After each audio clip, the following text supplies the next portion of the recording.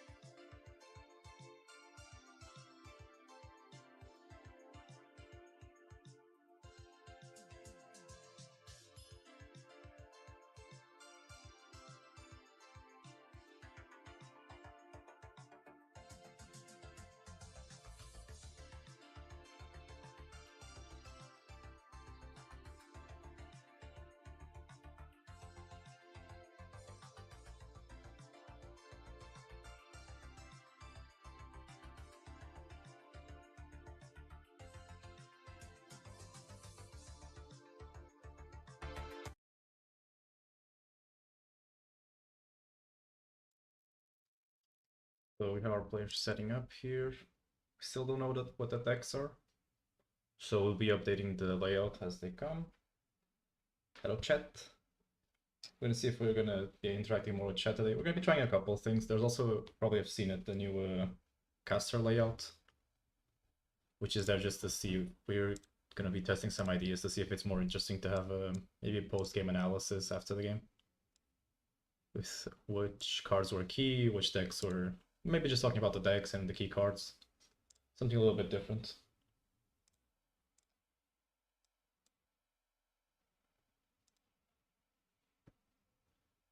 So it looks like the round should be starting.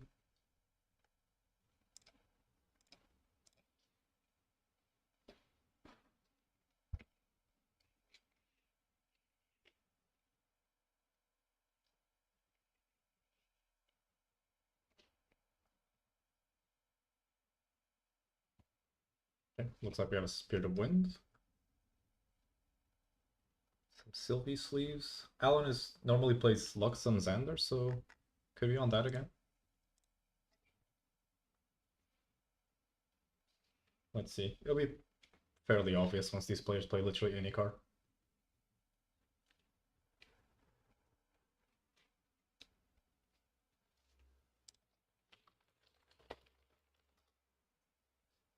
Okay, so it does look like it's the okay, this is an insane opener. Yeah, it's already broken. So it does look like it's the unique wind allies. So we're probably in it for a really fast match. If you don't know this deck basically tries to get 3 unique allies on board as fast as possible, and then casts Oath or activates Oath of Sakura, dealing 18 damage turn 2. So it's a pretty scammy deck if you think about it.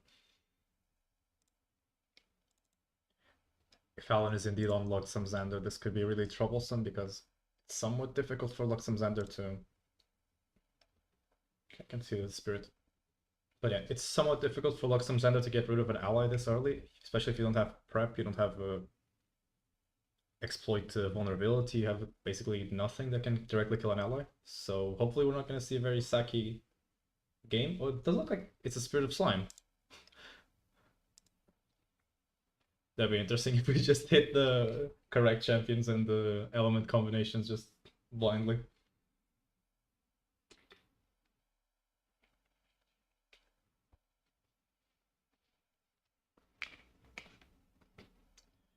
So yeah, Slime versus unique allies. It should be. It's still probably very favored towards the unique allies deck. Slimes has to put a couple interceptors here, hoping they don't get sacked by the third ally into Oath of Sakura. At least that way they can tank a hit with a Baby Gray, but I mean, it's still going to be looking grim. The opponent's going to have a really big board really fast. Let's see. Looks like Alan is aware of his situation. Okay, plays a Limitless. Which is obviously very small in the early game.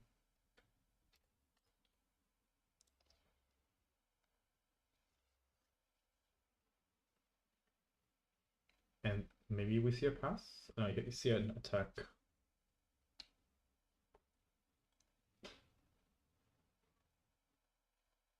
Looks like the players are working something out.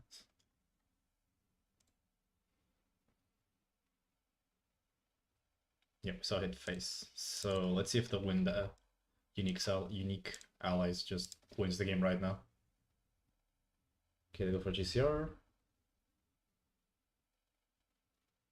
They're gonna have 7 influence. They need the with 7, if they have a Parsonet, they can do the combo. But I'm not sure if it actually, since he's still on Spirit, it probably still kills.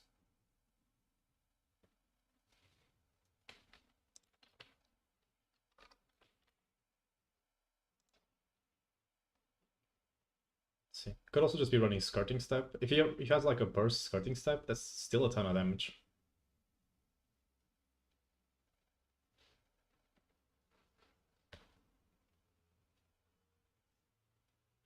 So players are thinking.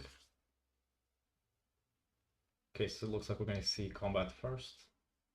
So this is a pretty strong indicator that there's no Skirting Step, no Oath of Sakura in hand.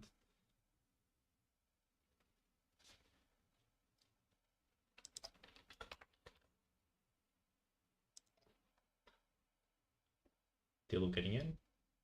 Yeah. If you haven't read Dilu, this is a really insane ally from Mortal Ambition. It's a 2-cost 3/4, which is already an insane stat line. If you have a unique ally, a wind, human, unique, he loses pride and gains vigor. So it's a really strong stat line, and it's this card that you can't really trade into it because he's just going to wake up at the end step and then he's going to retaliate against whatever you throw at him. It's a very, very overtuned card.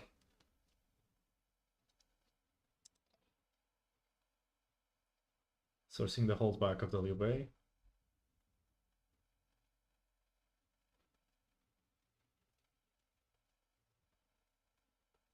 He's putting 2 down. Let's see what's the play. 3 down. For he killed us, which he has balance. So yeah, this is a lot of aggro really fast. Slime's famously not very good against early aggro, especially if you don't open a lot of baby grays. Yeah, he's essentially at half HP, or under half HP, just from his board. And this board kills him next turn, so it's not looking good for Slimes. We see Alan going for the hard level up. He needs the HP, he needs his class bonuses.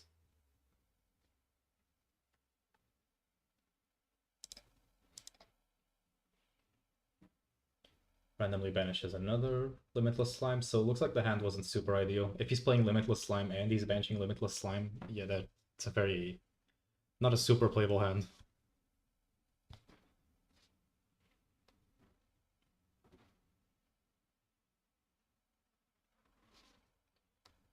Still has to wake up his Limitless Slime.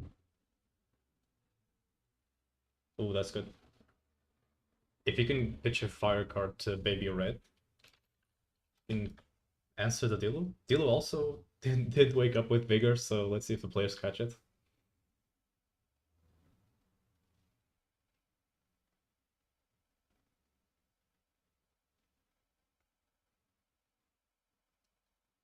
It's a pretty clean out. Dilu is this card that's causing a lot of conversation at the moment, because technically you can just kill the unique wind ally and you turn off Dilu in a way. But it's the way this deck is built, it's very hard for them to not just find another one. So you want to get the 2-for-1 by killing the unique wind ally and essentially killing the Dilu in the process, but then you're just opening yourself up. Oh, yo, hello. Hey, chat. So yeah, chat reminding us that Dilu has vigor, and I mean, I guess in a way, Limitless Time didn't wake up. Dilu didn't wake up from vigor, so both of these players are just missing triggers.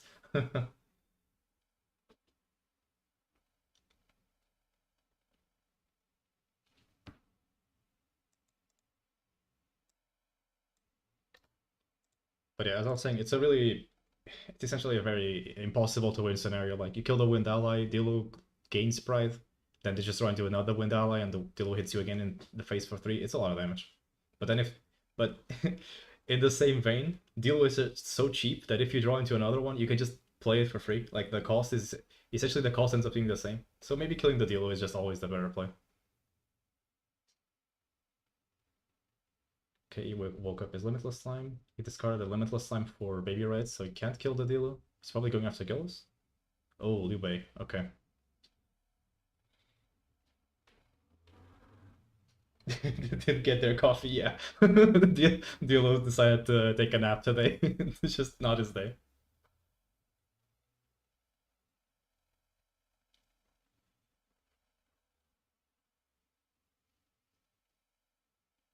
So the Wind Unique Allies player looks like he has a response.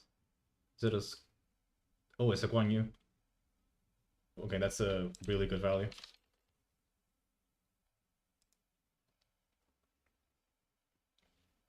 Coffee. Biako says, we need a coffee card that wakes up allies. True. It's a Rallied Assault, but you're giving them a coffee. Oh, Rallied Advance, I guess? Yeah. Oh, so there was a Guan Yu on the board for a second, but then I guess there wasn't? Maybe, I guess he rolled back. mean, I don't see why you wouldn't just play the Guan Yu. I mean, the card's kind of breaking your hand when it's 5 cost. You probably want to prioritize just putting it on the field whenever you can through its cost reduction effect. Oh, it's probably because it costs 3 and not 2. Yeah. Assuming the players miscalculated the cost of the card.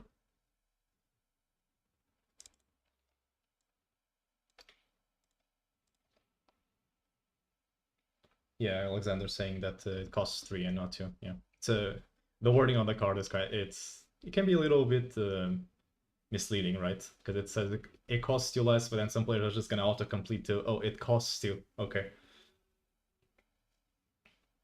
Yeah, Guan Yu card, I don't know. What do you think, chat? I'm not a very big fan of this card. It feels super ricky. Like, it is a overstated 3 drop, obviously. 2-4 ambush retort 2. It's a lot of keywords and a pretty strong stat line, but I mean, during your turn you have to hold up 6 cards. During your opponent's turn you have to hold up 4 cards, and it's kind of a predictable move, so I don't know. Byaku's saying, I need an altar for proof of life where Jin is sipping coffee. Yeah. You just put your coffees in the trash and then you get them back to wake up.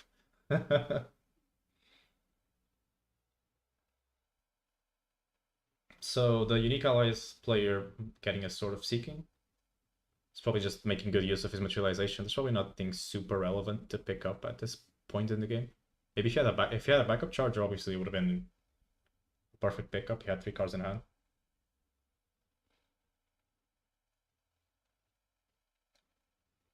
Alexander saying if you play Guan Yu, you can't really play Gildas. You don't have the hand size, which I'm inclined to agree. It's very hard to maintain a balanced Gildas and have your hand up to play Guan Yu. Then Creed saying the cost is high, but it's a problem card, which I also agree. Because this card basically like conditions combat. You can't really trade into anything else as long while Guan Yu is on the field. And if you trade into her, very likely she's gonna kill something back.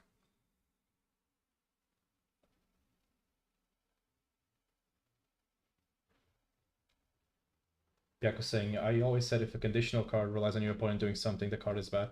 I mean, in a way, yes, but I mean, we see the new Merlin Spear, which just gets itself onto the field if your opponent has 2 rested units. If the condition is light enough, it's probably irrelevant. But I think for Guan Yu, the cost in combination with the condition, it's just not strong enough.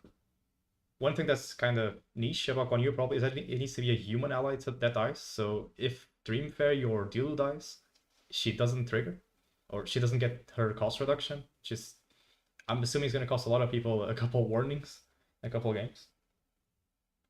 Oh, Kribu. Sorry, Kribu. Sorry for butchering your name for a second. Reveal your hand for free. Yeah, it's just for information. But yeah, we see players thinking. It looks like he hit with Gildas for 1 damage and then he backsteps it. Interesting choice to be running backstep over skirting step, I guess.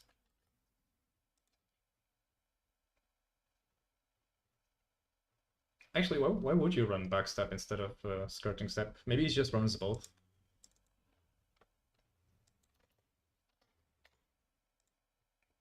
So we see here the payoff for killing Liu Bei for Alan was really high. Yeah. As we were talking about, killing Liu Bei was essentially a 2-for-1 because now Dilu is offline. So you basically killed, or in a way you answered two allies. Okay, but he just plays another Liu Bei, so the Dilu is back online. It's irrelevant. Oh, so, but yeah, it's probably correct to think that he drew this Liu Bei off the backstep because, I mean, there's no reason why he wouldn't have played it before casting backstep because he would just have 2 distant units. With skirting step, you have to imbue. Yes, I agree, but the imbue cost in these decks just feels so trivial. Yeah, exactly. It just feels so trivial. You can just imbuing is just you show 2 cards. I mean, you're playing unique allies. Your strategy is very linear. You're just gonna, I mean, especially if he has Guan Yu, right? And especially since he made that misplay with Guan Yu. You normally don't want to reveal Guan Yu, but since he made that misplay, it's just like, okay, yeah, here's the Guan Yu that I showed you, and here's another random win thing. You probably don't want to reveal your Oaths of Soccer or other Dilus. Dilu would probably never want to reveal because, I mean, you kind of want to bait them into killing your Dilu, and if they do, you just play another one. You hit 4-3 in the face. The water sphere basically has no condition. Yes, exactly. Yeah, that's basically it. If the condition is so minimal, that's just like if the condition is your opponent is playing the game, these cards are good, right? But with Guan Yu, you have these conditions that are just. I agree with you in that sense. There is a certain point where if the condition is your opponent can, or against certain decks, if the condition is just always offline, the card is probably not good. Like against mage players, they can just choose to not remove your things, or they can just mass remove your board, and then you put a 1U, and it's like, okay, whatever. Like, the card is very clearly designed to play against other ally decks. So we go back to the Slimes player, they play the backup charge into turbo charge, obviously very good Saki 1-off in the deck.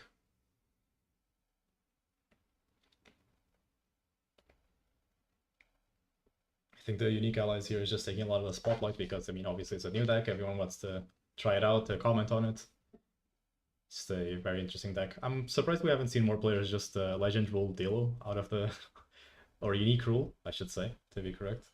Because I mean it's just 3 free damage, right? You can turn your okay, looks like Slime's player scoops it up. Yeah, I mean, how are you gonna answer this board? You're level 1 Sylvie. You just drew 3 cards off backup of turbo charge, you probably just okay, yeah, just it can't be done. Looks like he saw 0 baby grays this game too, which are very crucial in this matchup. So yeah, moving on to the next one.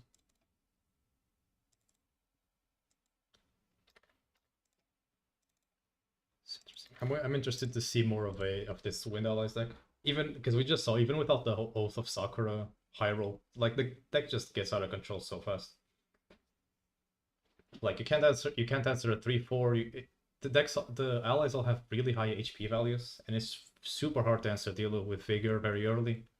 If they Oath of Sakura their board, it's basically over. You can't answer it's a 4-5 and a couple of 3-4s. So it's like it's basically every ally that they play is Ace and Protector without the downside. It's just too much.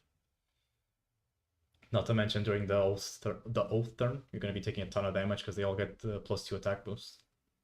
Super good.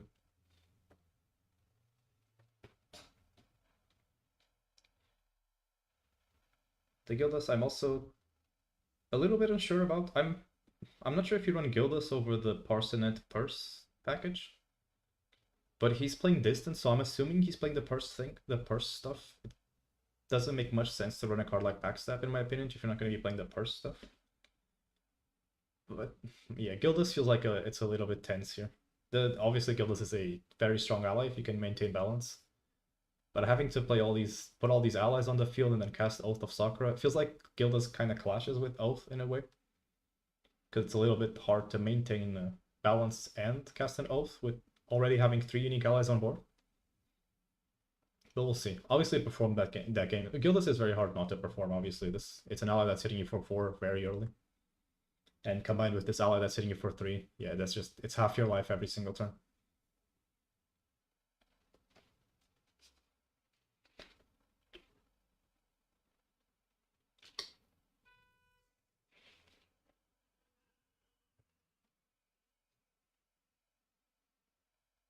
So player sideboarding in. I'm assuming the Wind unique player probably doesn't sideboard very hard.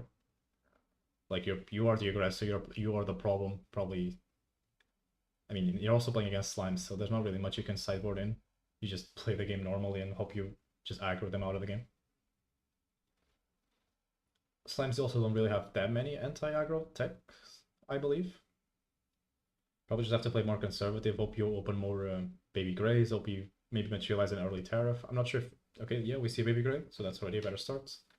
He's also going first, which... It feels like this Wind Unique Allies deck probably is the deck that benefits the most from going first in the game currently. You set up these 1 or 2 really strong allies, and then it's just like, okay, you cannot answer this with your 8-card hand. I'm just gonna pop off literally next turn.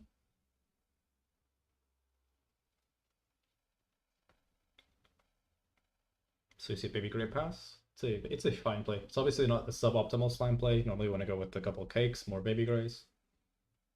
But we'll see what the rest of the hand has. Players adjusting their cards to avoid glare. It's much appreciated.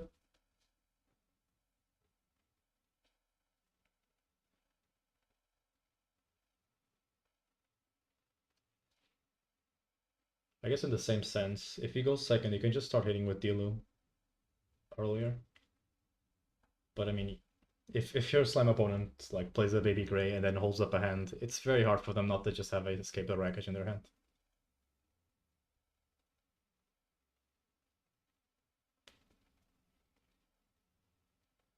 Let's see, looks like a Fairy Whispers.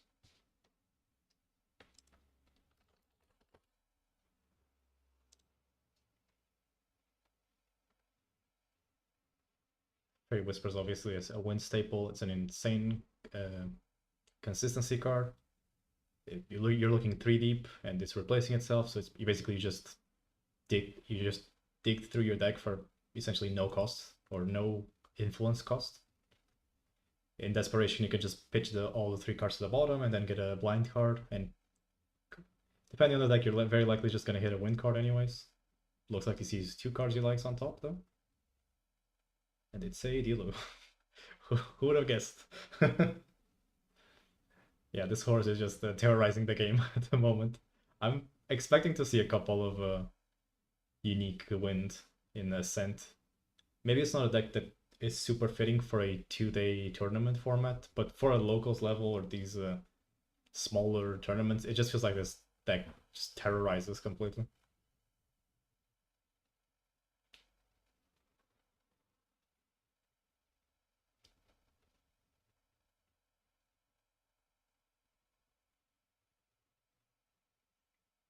Let's see. He could still have. He has 7 cards. No.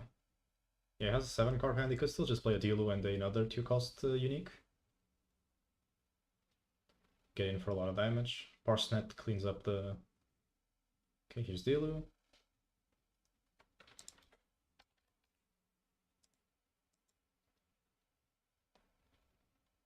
Let's see if we see another Parsnet or a Lube.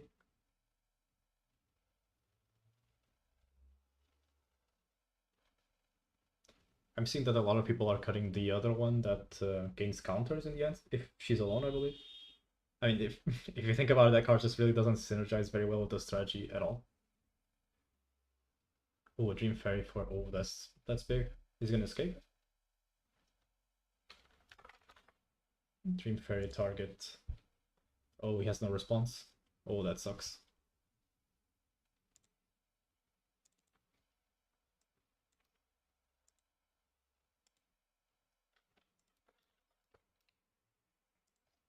That actually might have been more punishing than just playing a unique ally, because now his interceptors and Baby Gray obviously being his interceptor and being his draw engine, the Dream Fairy just did double duty. Okay, that levels up, banishing a Slime Eruption. So yeah, the Dream Fairy just did double duty. It cleaned off basically any blockers, and it also killed the opponent's draw engine. So that was very likely the correct play to go there. Okay, playing a Gather Sign at fast speed.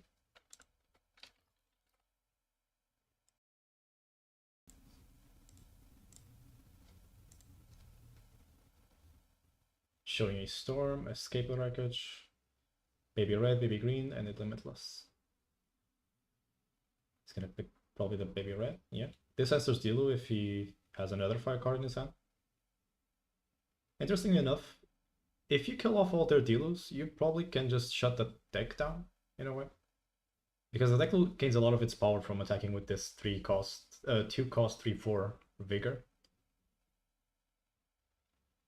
Some phase buff counter effect being class bonus. Yes, exactly. That's exactly the thing. I think that's what makes it completely unplayable, right? You have to be level 1 to start amassing buff counters. It just really makes the timing for awkward. You can't just play your turn 1 and get a 2-cost 3/3, which would just be, I mean, considering the state Grand Archive is going in, that would just be a normal ally in this deck. Having it be class bonus in the deck that wants to have a lot of allies on the board, it just makes no sense, honestly. Like, you're not going to be building her up quickly enough that she can hold a fort just by being the only ally. So Alan playing a...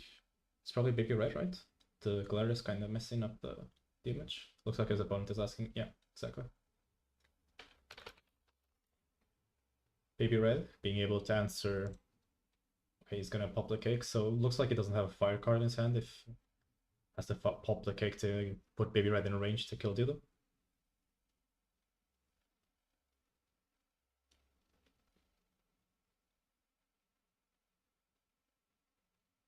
Yeah, declares attack.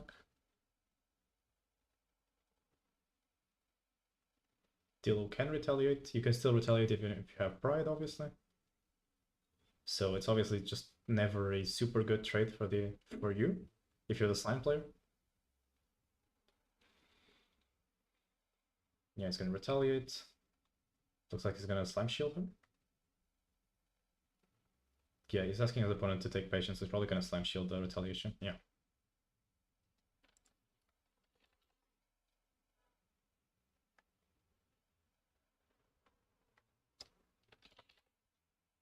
So you went on an influence, but you kept your baby red, and your baby red is fairly big right now. It does have very low life, or somewhat low life. And it also obviously can just get answered by another Dream Fairy. So let's see if it was worth it. There was really no good play in that scenario, right? You want to kill this Dilu, and either you're gonna lose the board or you're gonna lose influence. Like you just gotta take the loss in one direction or another.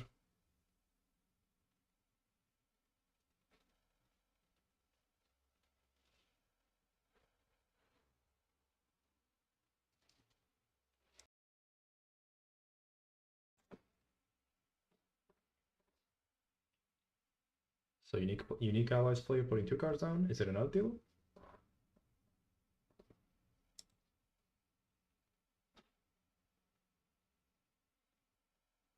Let's see.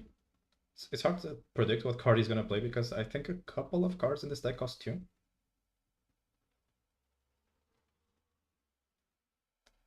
Okay, 3. Let's see, Gildas. Balanced Gildas, so always good. Trading into or just killing the Baby Red, then hitting for 1 with Dream Fairy.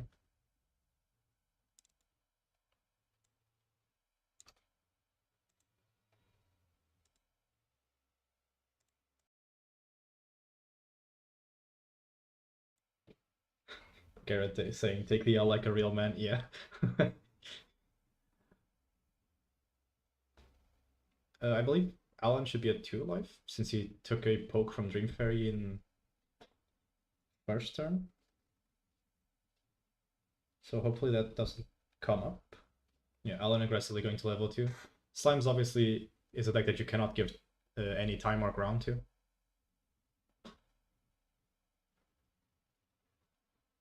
With Ford hand, he has enough hook on you. Yeah, exactly. But I mean, yeah, he can just pop the GCR. I mean, that's an interesting trick, right? You can just hold 3, and then if your opponent attacks with 2 things, you pop a GCR, then now you have 4. Yeah. Yeah, I mean, Alex, I guess you're right, but still. I think there's so much stuff you can hold in this deck. True, he healed with Gather Slimes. Yeah, you are correct.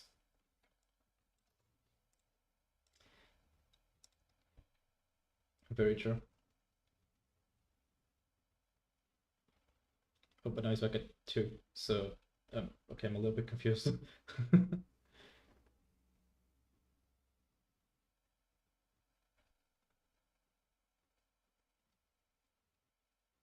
So let's see what the play is. Obviously, the ideal play would be to just banish 2 DGs. Yeah, then, okay, yeah. I mean... that's gotta suck, right? The ideal play would have been to just DG into 3 and then play your advanced element slime and then just start farming value from there, but I'm pretty sure he wasn't hoping to banish 2 DGs. Probably just ruin this whole turn. Yeah, that is extremely unlucky. I believe he doesn't have any floating memory either in Graves, so yeah, he's just hard passing.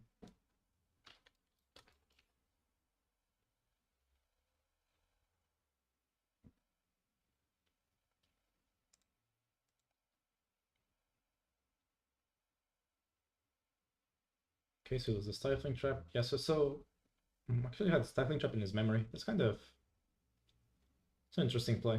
Or I guess it is interesting placement. You probably wanted to keep that in hand, since very likely your opponent is trying to rush level 3.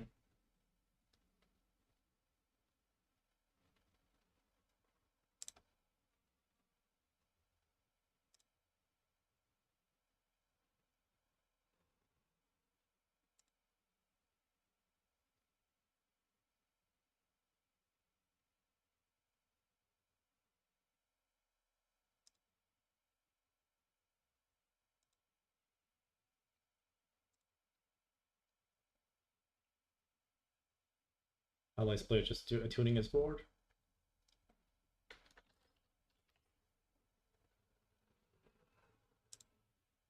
Let's see what Alan does. He still has to put cards down for. Forgot the unenter for Lorraine. Yeah, I believe Lorraine is a mandatory trigger. So you can put it up in a second. Yeah, materialize a weapon card. Yeah, you have to do it. I mean, to be fair, there's probably almost no situation where you don't want to do it. So Slime Shielding is champion, probably just to put cards down for a level up.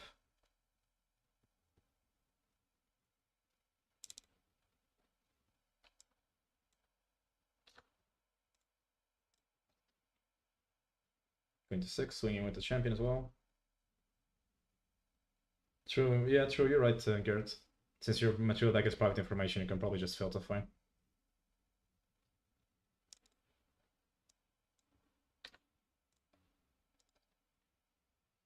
Okay, so backup charger. So Sylvia's taking an off turn, which is obviously horrible. He has a lot. He's still pretty healthy, but if you give this deck, I mean, this deck is now buffed with Attune with the Wind, so it's even harder to kill Sylvie.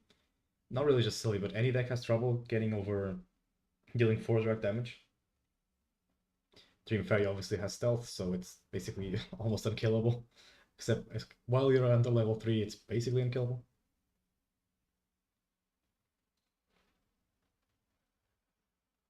Let's see, plays a Blissful Calling.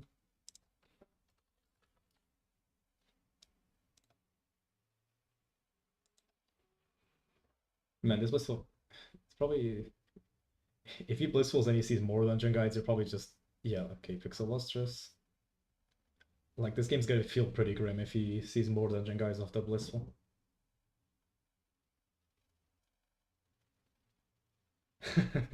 Garrett's saying this Wind deck looks like something that Alex would play. Yeah, Alex, the resident Wind Allies player. This deck just looks like essentially enhanced Wind Allies, right? It just high rolls you so hard. So the Sylvie player picking up Lustrous Slime, which obviously it's just the pick. Like you're playing against aggro, you need this card to just stem the bleeding a little bit. If the opponent has smoke bombs though, it's just cleave it away. Byaku's saying just cleave it away. Yes, famous Sylvie cleaves. I mean, I guess if he's running Bestial Frenzy on the side and he's put them in, it could be an option. But Bestial Frenzy, a card that more and more players are just choosing to drop, or I'm pretty sure almost all players have dropped.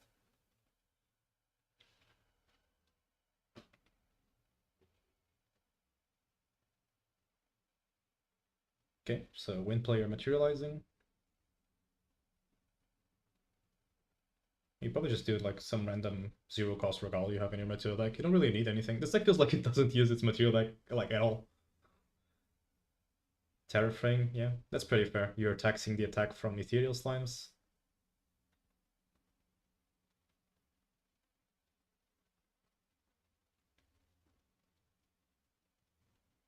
He's gonna play a Fairy Whispers, pre-recollection.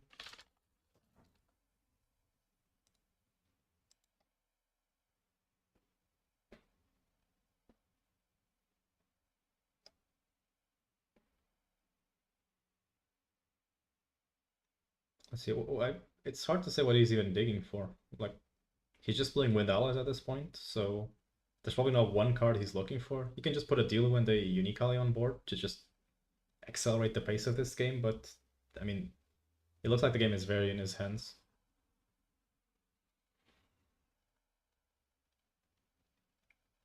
Byaku saying Bestial Frenzy on Red Slime.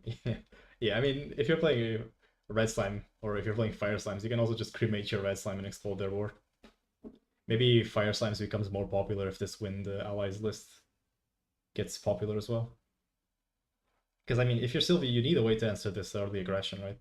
If you don't see Baby Green or Baby Grays, or if your Baby Grays get Dream Fairy, like, what are you gonna do against this deck? So resolving the Fairy Whispers, one to the top and two to the bottom. Let's see what he shows. It is a... oh, it's a Jean Fei.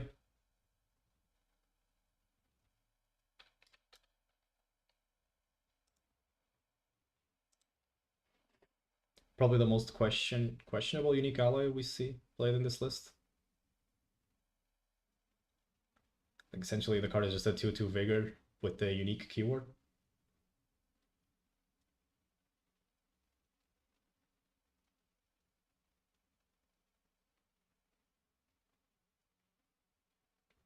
Red Slime on death trigger, is that negatable? I'm pretty sure there's no way to negate an on death trigger currently. I mean, I guess the way you would negate it was you'd have to use a fireworks display to make it so it gets banished instead, and then the on death trigger doesn't trigger. Okay, so he is playing the Zhang Fei. So if he has a Dilu, I guess, in his hand, the Dilu is online.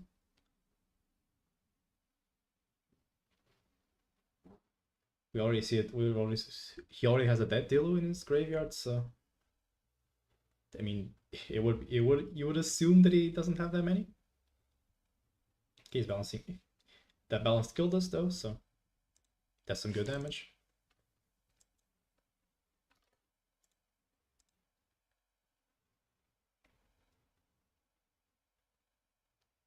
Arsonist and Joachio.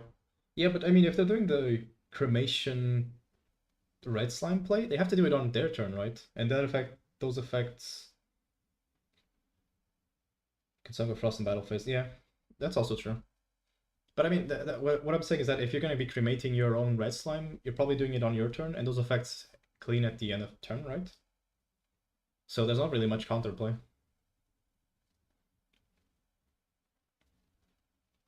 Okay, silly player to 16.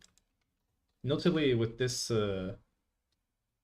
Dream Fairy, interestingly enough with this Dream Fairy, his Ode of Sakura is basically always offline, because Dream Fairy is a very sticky ally. And, I mean, if you're... actually, that's interesting. Maybe you just don't want to kill the Dream Fairy, just to turn off Oath of Sakura. Okay, he's gonna suppress his Power Cell, which kills it, because it's... you gotta suppress the Tariff Ring. I guess he's doing it in end step, so... No, actually, why didn't he just suppress it?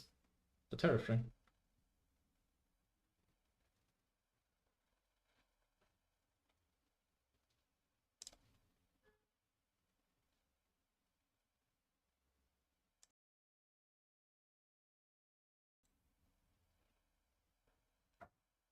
And then he goes 3. Okay. Yeah, you have to do what you have to do, right? If he has a advanced element slime to capitalize on this game is playable. We know that he has a lustrous slime in hand, so it forces the opponent to go smoke bombs. Which is, I mean, that's a... if you can survive the smoke bombs turn, that's a win for you.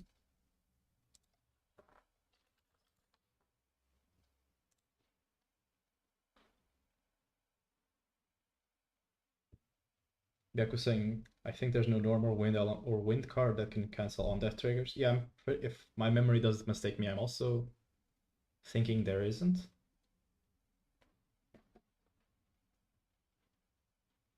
And you can't really like suppress the red slime, obviously, because its cremation sacrifices its cost. So, I mean, that's just happening, I guess. Still, I mean, I guess the Sylvie player still has to put the red slime at a sufficient enough power that it's killing the whole board. So there is a... it is somewhat telegraphed that the play is incoming.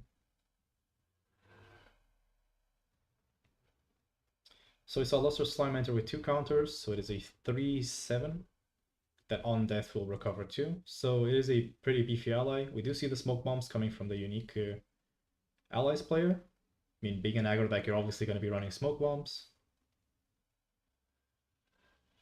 Let's see. If Sylvie can tank this turn, though, she could probably be stabilizing it real quick. Looks like Alan is gonna check what Smoke Bombs does. Let's also put it up on screen so you guys can see. Smoke Bomb's a card that very likely was designed to be a defensive card that ended up being played like, almost exclusively as an offensive card. So that's very interesting.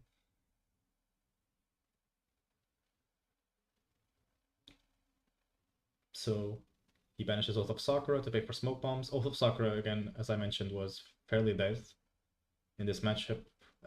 Dream Fairy is just not leaving the field, so you can never get the the three unique allies condition. Still, if it triggers in the grave but someone banishes it while on the stack, it still goes off. If you mean by effects like Song of Frost, it doesn't go off.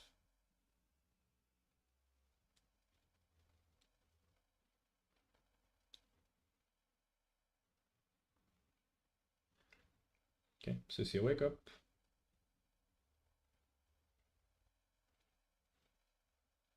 Popping Smoke Bombs, targeting Lustrous. Drawing a card.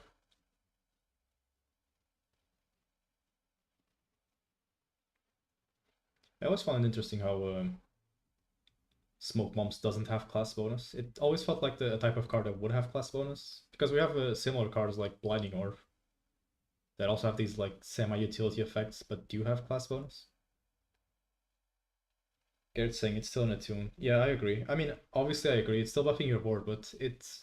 I mean, your board is already so out of range at this point. You probably just want to keep passive cards in hand to proactively answer threats. You cannot Song of Frost at the end. Yeah, you cannot Song of Frost with the on-enter trigger on the stack.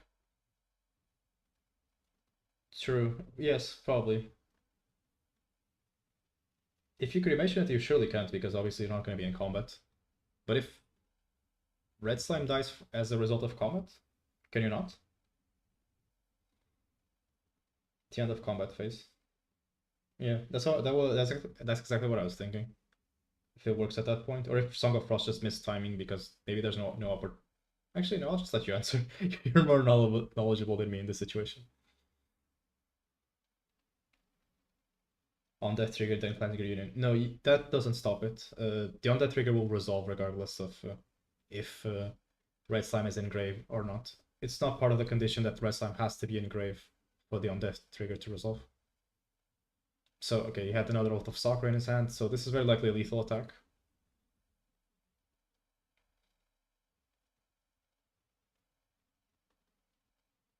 Ah, okay. Song of Frost requires an attacking unit, says Vyaku. Very likely when the triggers on the stack, the units are no longer attacking units, the combat is just over. It's just like combat cleanup.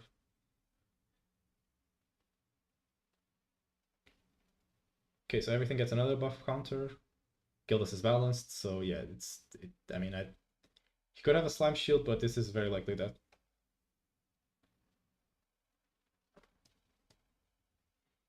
So yeah, we see a clean 2-0 for the Unique Allies player. It's a very strong showing from this deck. I mean, in this case, you essentially just played the Wind Allies, right? I mean, obviously the thing that lost this game for the slime player was banishing 2 dungeon guides off the hard level up, so I mean, sometimes it just is what it is. You're playing against a strong aggro deck and you lose your card that accelerates the game. So you're just giving them extra time while you're not really playing with much time already. It's just it's a lose-lose situation. So let's jump over to our brand new screen, which I haven't updated yet. No, I'm not. It's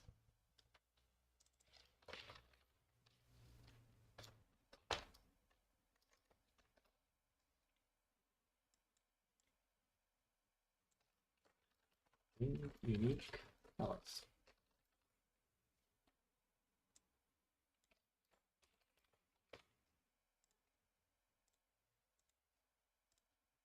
There we go.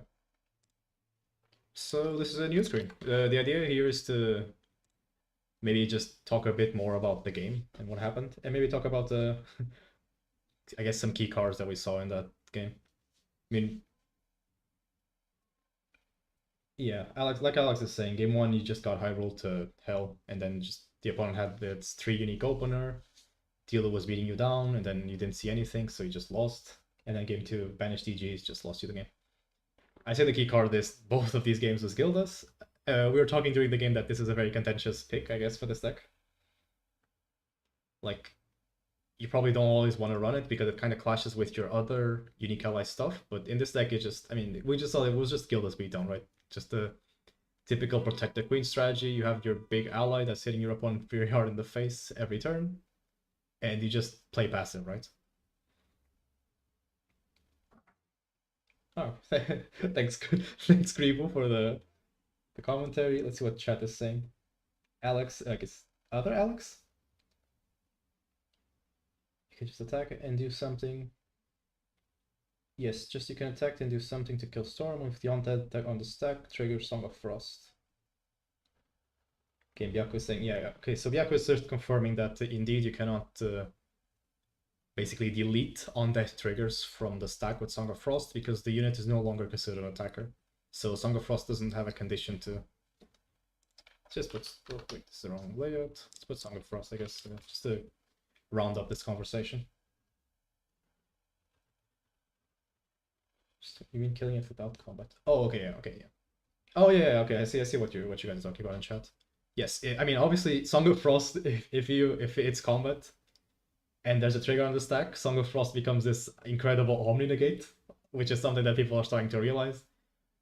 Like the first time someone said, "Oh, I used Song of Frost to negate Polaris," everyone was like, "Okay, well, how did you do that?" So now combat is just like this there's like this very weird tension in combat, right? Where you can't really do anything, put any triggers on the stack or abilities, because if you're playing against Walter, they can just Song of Frost and unconditionally delete your trigger. So that's just it's a very strong interaction. It's one of those things that one of those super interesting things that come from the game being so how do I say, so generic, I guess.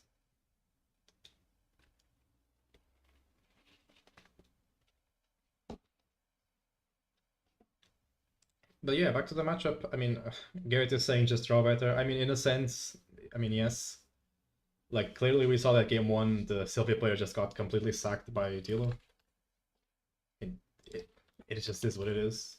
If he saw 0 Baby Grace game one, which are your main card to stem the bleeding from these aggro decks, and then game two is Baby Gray got eaten by a Dream Fairy. So yeah, it was just like the ideal game for the Wind player and a very suboptimal game for the Slimes player. I mean, but let's be honest. I mean, Slimes is kind of it's kind of asking for it, right? We've seen Slimes be popular for a whole season. Now we see this Wind unique deck, maybe just preying on it. We'll have to see what decks can prey on this Wind unique deck. It looks like a Water deck. Water is also very popular since Lunette, the Lunette Scout combo just controls boards so strong, so like easily. Like obviously making every single ally enter-rested is incredibly strong against aggro decks, and then you have this card that just makes you trade favorably into every ally. So it looks like there's a natural possible counterplay deck that exists for this current Wind deck. We'll have to see. I mean, tomorrow is Ascent Day 1 in Toronto, and then we have Day 2. We're probably gonna see all the new sauce. I'm hoping I'm hoping we don't see our new Wind Overlords just destroying the whole event, because obviously I would like to have a more balanced meta. People are hyping up a lot of Merlin too, but I'm thinking Merlin has a bad time against this Wind deck. Merlins can run they can run 4 Resolute stand for fast cures. They're also turboing out a horse, but or I guess a not a horse, I should say. So maybe they can tank it, but Merlin also, again, a deck that famously doesn't do well into aggro. And if the meta is obviously a lot of these aggro decks, notably these aggro decks with very, very high health pools. Like 4 health seems to be the new standard. There are a lot of 4 health removal now, but if they get a strong Oath or a strong Attune of the Winds on their board, they can just buff their deck out of the range, and you're just crying basically. What Merlin is? Merlin Kingslayer, obviously. Oh, you mean which element of Merlin? I'm actually unsure. I mean, I guess if you're Water Merlin, you can play the Lunette Scout package, or just Lunette overall to stop aggro, and then you do the now popular Merlin tech of just going Imperial Seal into your fireballs. But I mean, I don't know. I'm gonna be honest. I'm not a believer in non-fire Merlin. It just I mean, yes, Imperial Seal is a total free roll because Merlin didn't really use GCR that well. Normally, you just played the whole game without your Divine Relic. So having this new Divine Relic that says, okay, you have a win con, it's obviously good. I mean, it's good until the point where people start running 4 Diableries in their side, and then suddenly your deck is hot garbage. But we'll see. I'm obviously a strong Merlin fan, so I'm hoping to see more Merlin decks. I want to see more Merlin. I want to see every single flavor of Merlin. That would be super interesting. But again, with this allies heavy meta, my hopes are not very high for Merlin. Garrett saying, if you play water, you play Lunette and other shenanigans. For wind, you can play Tempest, Downfall, Stifles, and Breeze. Breeze, cyclical Breeze, I assume? Or no, Veiling Breeze, likely. Yeah. Yeah, actually, Veiling Breeze is pretty good. Veiling Breeze feels super strong this meta. Or this format, maybe I should say. Like, you have so many cards that deal damage in the form of instances. You have these go wide ally decks. Even just a small Veiling Breeze, I mean, it's literally just a Resolute Stand now. It's a 1-cost Resolute Stand. Just super strong. Tempest Downfall, I like Tempest Downfall. I'm still a little bit cynical on if the card is good. I want the card to be obviously a combo card, but I mean, I think you're gonna obviously have to always be casting it as a fair, just board control card. There's also, actually, now that you mentioned Tempest Downfall, you reminded me that there's also the Nascent Merlin build, which is also super interesting. But again, like I said, with all these good allies being getting into the 4 HP range, I know I'm doubting if 3 damage is going to be enough to handle most of the dangerous things in this meta. Tempest Downfall, obviously, I mean, it's probably not going to be a better direct damage spell for allies than Tempest Downfall for a very long time. The card is like, this rate is really good. You're dealing 6 damage to an ally that's just entered. That basically means just 3 cost, kill anything that's just entered the field this turn. And then the card obviously has opportunity cost because you can just kill something else on the field. You can just shoot 3 damage face. It's a very versatile card. You also have the added bonus that most decks don't have, which you can cast it for 0, which is extremely strong. Like in Grand Archive, I see that if a card is strong enough that if you can ignore the extra text on a card and just focus on a block of text, that card is gonna be insane when it has the full text on it. I mean, there are obvious exceptions, like Ember Song is probably it's worse when you have class bonus, but cards like this it's so crazy to think that Tempest Downfall can be a 0-cost card, and it's still played as a 3-cost card. It's very cool. But moving on to another conversation about the state of the current meta, we have another threat in this format, which obviously is the big immortal guy, Jin Undying Resolve, which also feels like probably has a fair matchup against these ally heavy decks. Like you can just you can just take the damage, right? They run very little direct damage to mess up with your end phase loss of immortality. They can run Tempest Downfall themselves, obviously, but 3 damage isn't really that much. Especially when we have cards like Mend Flesh, like that just heal you by 8. Like that card basically 3 Tempest Downfalls by itself. And these ally decks, like, they get into this very weird tension where they want to be hitting you to progress the game, but then they cannot be hitting you because they're feeding your win cons. Then obviously you also have this 1 card answer to their whole board, obviously, in the form of Relentless Outburst. If they damage you enough, it doesn't really matter how many counters they have on their stuff. Relentless Outburst is very likely just gonna kill their board. It's probably the most premium sweeper we have right now, and even without Relentless Outburst, they can use the Spear with Fire Sweep, for example, or Hurricane Sweep to just clean your board very easily. I don't know, it's weird. I've heard a lot of people say that Jin has a very. I mean, I've also seen it from personal experience that Jin obviously has a horrible matchup into water, which could be a very big detriment. But again, I think it just coddles the meta into this let's say 3-4 deck meta. Where it's like, okay, the fast ally decks beat Slimes and beat Merlin, beat these mages, but then Jin can have a good matchup against this fire ally decks, but then Jin has a bad matchup into water, and water has an okay matchup into Slimes, kinda? Maybe water is the way. I mean, if you're going by exclusion of parts, maybe water is the way to go. We'll see. We'll have to see what. I guess all of our doubts will be answered tomorrow. So yeah, chat. What are you guys hoping to see tomorrow at Toronto? Like, what deck are you guys rooting for? Do you guys want another 4 months of Slimes, or maybe we see Tristan come back? We see maybe Wind Allen. Maybe we see Mordred, the secret Mordred tech, secret Mordred tier 0 deck. Let's wait and see.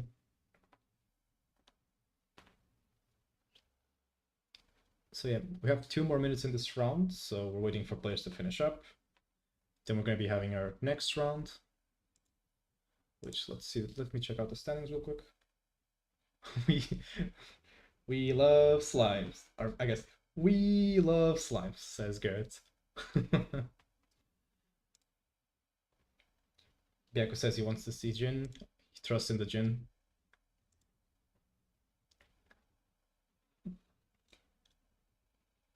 Diana might become a top thing. You think so? We're seeing a lot of, interestingly, we're seeing a lot of Diana cards being played, like just outside of Ranger, obviously. I'm not sure what benefit you have for playing Diana currently, because it still just feels like decks can answer your win cons. It's kind of the same thing as Jin, right? Like, other decks can answer your stuff really well. A lot of the things that are good against Jin are good against Diana, so you're just gonna be getting preyed on by proxy. But the Diana cards are really good this set, right? We're seeing like a lot of this unique Wind Allies deck is using a lot of Diana cards. We saw Backstep, Skirting Step, Lube, Purse. These are really strong cards, but the class itself maybe just doesn't have enough power. Biako says level 3 Jin. Yeah, I agree. I mean, I'm very skeptical about Jin because it feels like that deck that just can be the next overlord of the format, right? We just got out of being dominated by Slimes, and then there's this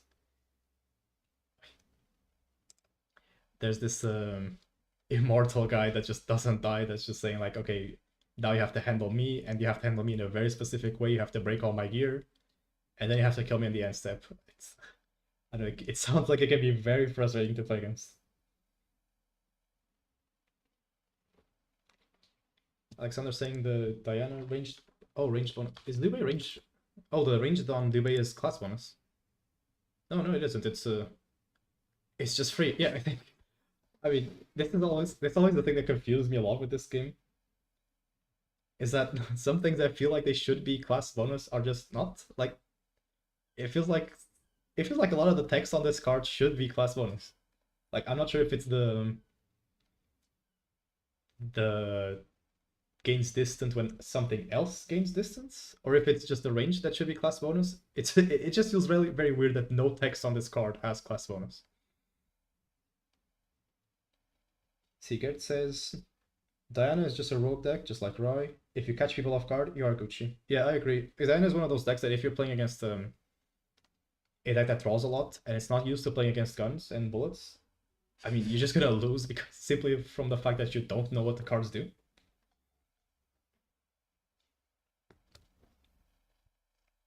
So yeah, it looks like you guys are on kind of in the same wave that the Wind Allies Diana is the way to go. Honestly, it feels like this Wind deck doesn't really care about having Lorraine, right? Lorraine is just free damage. Maybe in this matchup we could have seen Wind Piercer just for, I guess, extra damage. It feels like Sword of Seeking doesn't really do much of anything. It's just your champion deals 2 extra damage. You're not running like a Aspiring Call or something else that wouldn't need you to be attacking constantly. So maybe having the extra burst damage from Wind Piercer is more effective, especially since you're kind of board locked into having 3 allies. Wind Piercer feels like more efficient usage of your materialization. We'll see. Biako says Jin mirrors are fun. If you like seeing very big numbers, yes, Jin mirrors are very fun. But personally, the Jin mirror dynamic to me is it's not very fun. Like it's this weird thing of you have to hit. It's like it's the first person that hits, but then but then it becomes the person that draws the most man flesh. So like you're trying to put him in. It's like the game is almost like a mini game where it's like you have to put him in an overkill range where they cannot heal back to below this range, obviously. But then also they want to be getting hit because they want to stack overkill on you. So it's like, okay, I'm hitting you to 57. You're gonna hit me back for like 100 damage, but as long as you don't mend flesh, I'm fine. And that's a very weird situation. Fire, namely, not having any way to deal with the Regalias at fast speed, or at least Jin's Regalias at fast speed. It's very. It just makes like the mirror very weird. It's like you're just seeing 2 guys hit each other and seeing who hits each other the hardest. So yeah, we're at time in the round, so looks like the matches should be finishing up here.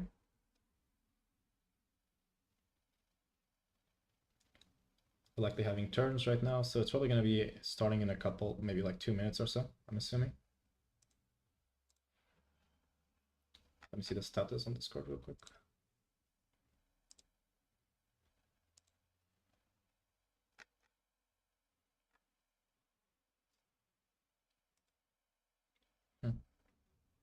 Somewhat weird.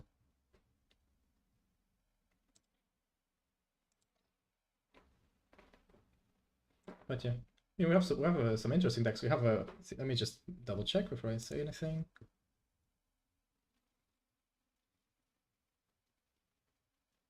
Wait, does it look like Malt Green is playing? Oh yes, he is. So we might see an Arisana in this event, which would be very interesting. I mean, he got paired up against Sango first round, which is not very good. Because Sango is very likely playing Fire Slimes, which, I mean, if Arisana has trouble against X, it's certainly gonna have trouble against Fire Slimes. But we'll see. That Malt Green obviously famous for having negated Astral Sealed for Storm Slimes, so let's see if he comes out on top. Garrett says, believe water allies with distant is the way to go with Lorraine. Water allies with distant. Which I guess Xiao, the new water ally? Xiao and the horse, I guess. I mean, Xiao is an interesting card. If you have a weapon out and she's distant, she's basically a Gildas. But I mean, she still has obviously the same problems that all distant units have, where you're going -1 to deal 2 damage in this case. Mouth Green lost. No! Damn you, Sango. No. So we might not see, or probably likely not gonna see Arisan on stream now. Man, boys, the dream is dead. Xiao or Dahlia. Yeah, Dahlia. Dahlia is a weird card, like, right now, right? Because, likely you want to run the Water Horse too, and Dahlia not turning on the Water Horse, man, that just sucks. Dahlia's a main effect also, I mean, you just kind of like a worse Sword Saint effect at this point. Her secondary effect obviously is really good. It was, for a long time, Dahlia was it was the hardest finisher that Water had. Simply because it's a deal damage equal to your graveyard, in a way. We also have Slipstream Vault now, which is a very good card, I would say. That turns on all these ranged units. Oh, Dahlia doesn't turn on the horse because she's an automaton. And horses specifically need humans to lose their pride. But yeah, we have Slipstream Vault now, which is a card that is surprisingly good. This card negates a surprising amount of things in this game. For example, in the previous game we saw that Smoke Bombs for the win. You could Slipstream Vault to negate Smoke Bombs, so basically you're invalidating a card from your opponent's material deck. And since this card is a reactive card, you're very likely casting it or activating it during your opponent's turn. You will maintain this range state until your end step. So you negated the card, you buffed up your guy, and now you also have a big guy to hit back during your turn. So this card is, I'm thinking this card is somewhat, I guess, underexplored for the moment.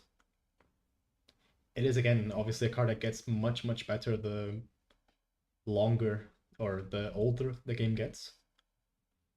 The more spot removal they add to this game, the more effects that need to target add to this game, Slipstream Vault is gaining value by being just essentially a negate. A lot of the times just being a pure negate. It's a good card. Card's good. Garrett says, you don't really need to go minus in that sense. There are cards that draw back or negate damage on the allies, so it's pretty okay. Yes, I mean, I agree. The backstep, as we saw, for example, is a card that goes, I guess, doesn't go plus, it goes neutral. And it gives distant. I mean, I don't know. I mean, obviously you're playing water, so you're very draw go, so you can just save your distant stuff for your opponent's end step. And you're essentially cycling a card and setting up your cards. The problem, I think, here is, can you set up enough influence that this is doable? I'm not sure. Oh, looks like we have our next set of pairings, and they're starting in 2 minutes. Excellent. Let me see if I can get people to join the... Oh, maybe I want to see it. Maybe we want to see another...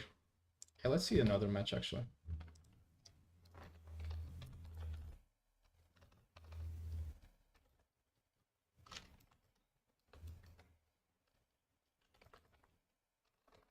Let's see this table 2.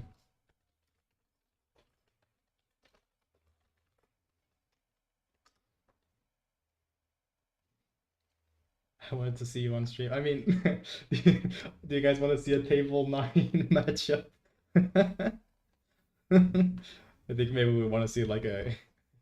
I mean, I would have loved to see Ari-san on stream, obviously, but maybe we won't be seeing table 9.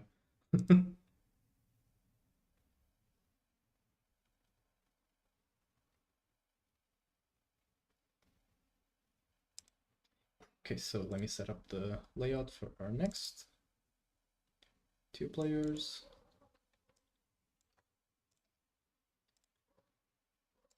Looks like we have a Pigeon God into Stardust. The decks are still unknown. Players are setting up. Just go here.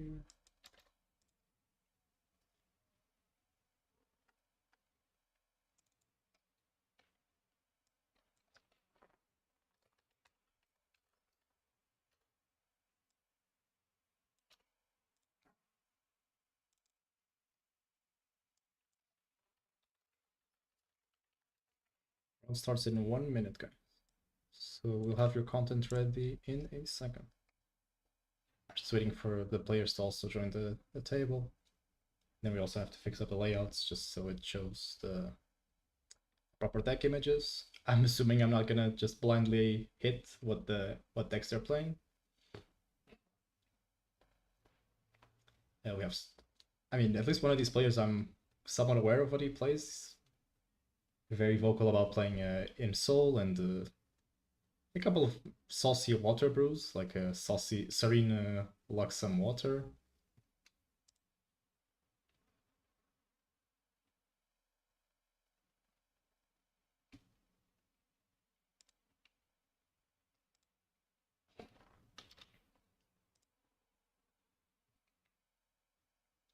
see. Okay, the round timer is started. So let's see if we can get the.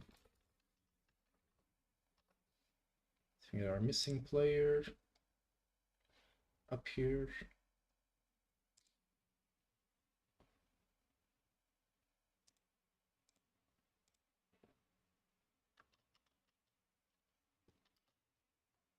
Player is on their table, but I would like them to join the feature table just so we have better bandwidth, so you guys have better image quality. Okay, looks like Stardust went to tell his opponent that he should be coming to the feature table. That's greatly appreciated.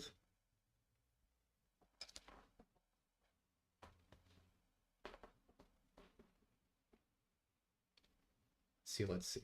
Oh, there we go. Okay, players have joined.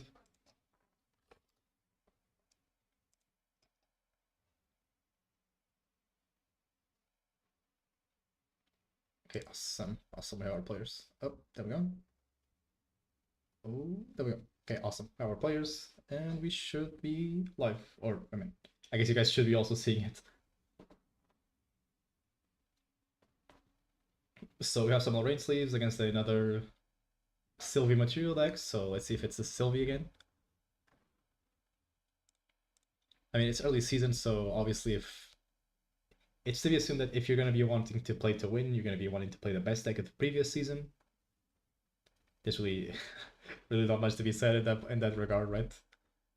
Like, why would you be experimenting when you can just play the best deck? Especially since you're going to be preying a lot on these people that are trying out new things, trying out new things, trying out new strategies, new decks. Your deck is just going to be the same old deck, same old consistent, strong deck.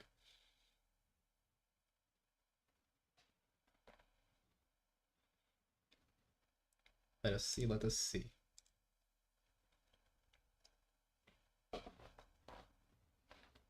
Players shuffling up, the time is ticking. Doesn't look like the players have decided who's going first even. Okay. Decks are cut. And we're seeing a dice roll. Let's see who goes first. Oh, these transparent dice. Yeah, it looks like a... Oh, Pigeon God is going first. With a Spirit of Water. Oh, interesting.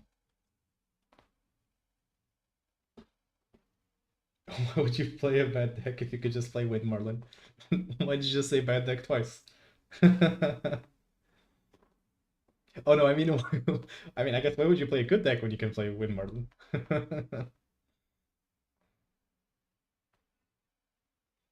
Let's see, 3 cards down for a Lunette.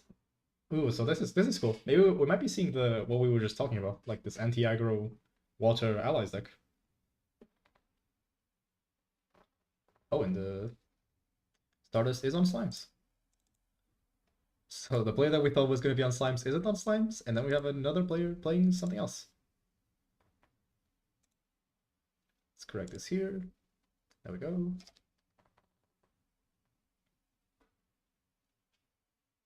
And we still have the fun of figuring out what the top player is playing. Okay, we see Blissful Calling from Stardust.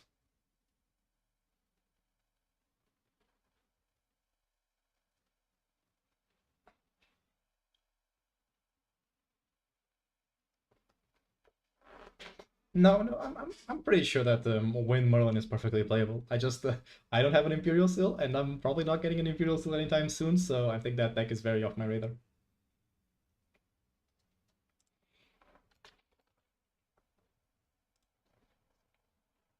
So a backup charger. I'm pretty sure we can assume that this is probably a Lorraine Water Allies deck. Let's set it up like this. This is likely the... It would be nice if we could see like any class specific card just to confirm our expectations, but we'll see. So Water Allies into Slimes. I mean, Slime's obviously like that plays a lot of allies, so Lunette is still good. Your Scout package is probably still good. The thing that you're probably losing the most value out of is actually no. Maybe when they get level 3, they can. Oh, Ice One Slime. Oh, is it Nico?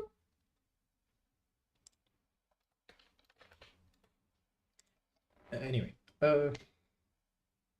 Frosthorn, we saw an incap, a dungeon guide. So, oh, so it probably is just like the Bailiff's water control. Lurking Assailant, Sword Saint.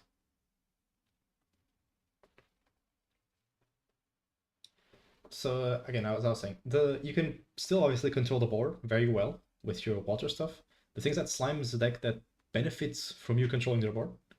If you're constantly cleaning their board, you're feeding their Gaias, you're feeding their Storm Slimes, and then they're just gonna like ignore everything that you do and just storm you in the face for a lot of damage. You can obviously try to negate fight for it, but I mean it's very hard to negate fight the Storm Slime late game.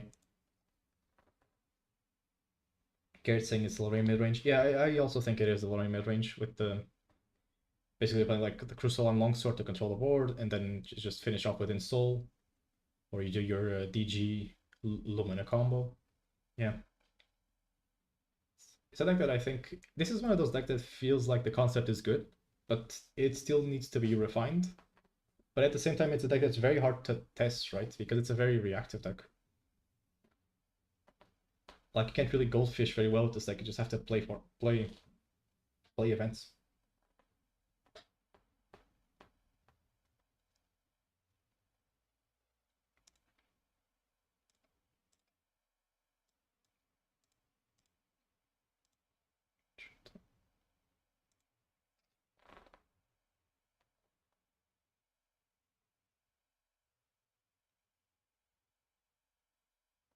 So it looks like we saw another Blissful Calling. So a ton of digging coming from Stardust's side, which obviously is ideal in this scenario. I mean, you're probably setting up for a very long game. Playing a Limitless with a buff counter.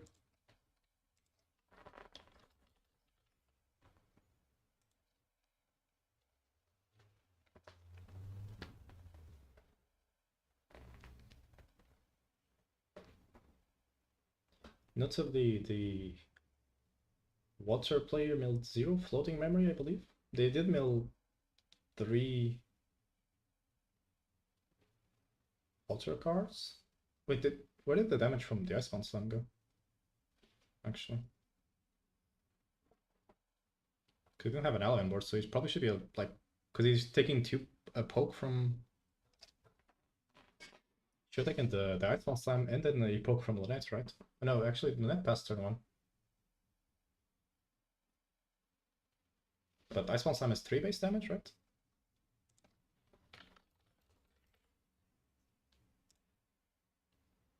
Yeah, so it should be a 3 HP. At least.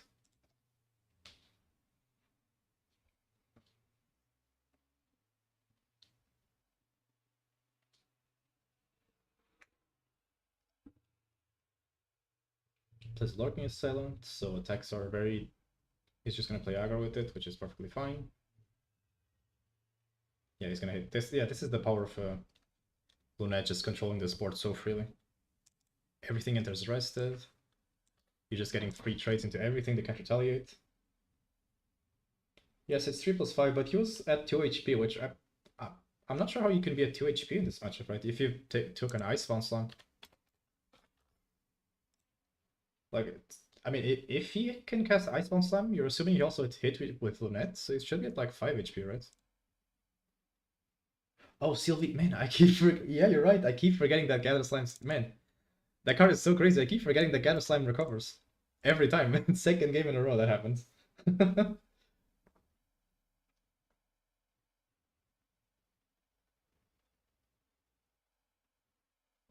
You're very correct, Alexander.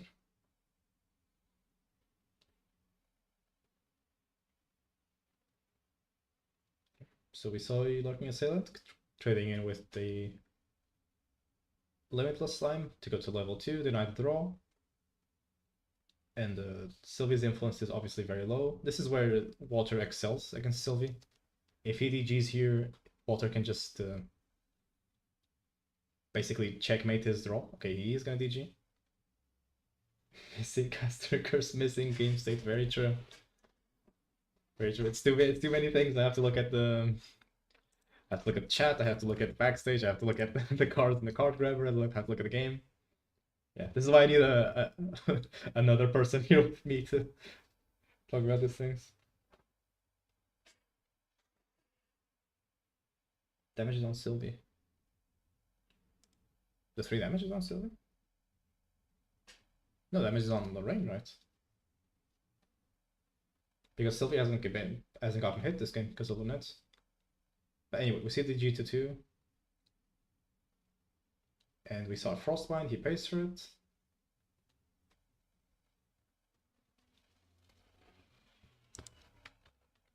Oh, and a Tidal Lock. Oh, damn. That's an insane turn. So you lost 2 influence, or I guess you went down 2 influence to essentially negate your opponent's turn. It's pretty good.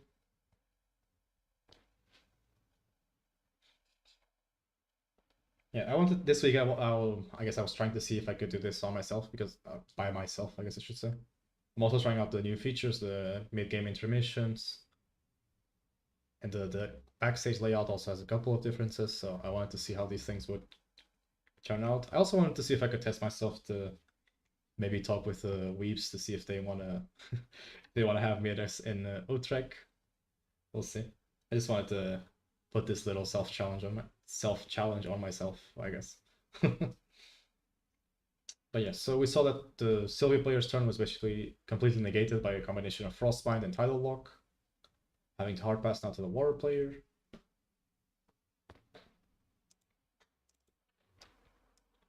So yeah, Water plays this insanely strong game plan, where if it's playing against other ally decks, you can just set up these relevant threats and just poke your opponent down, like eventually just taking the game very slowly, but then you're taking the game.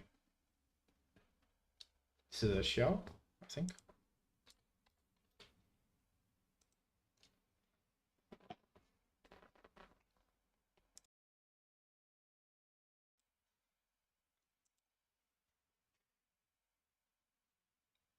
Xiao hitting for 2 and then passing.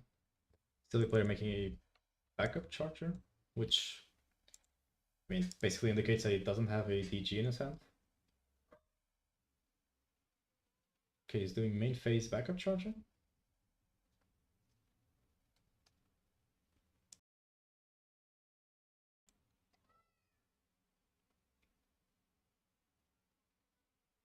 He's putting 4 cards down.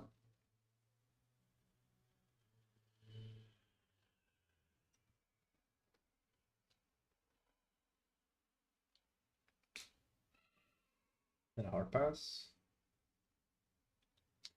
But yeah, I mean, I guess the contrast that we're seeing with the wind deck is that the water deck doesn't really finish the game as fast. Like, the wind deck probably could have just had the game close by this point of the game. Water just deals less damage and is just slowly chipping you in.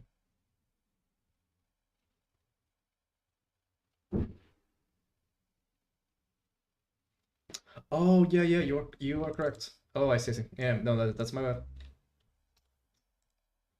That's my bad. I was looking at the player's health displays, so no, you are absolutely correct again. Yeah.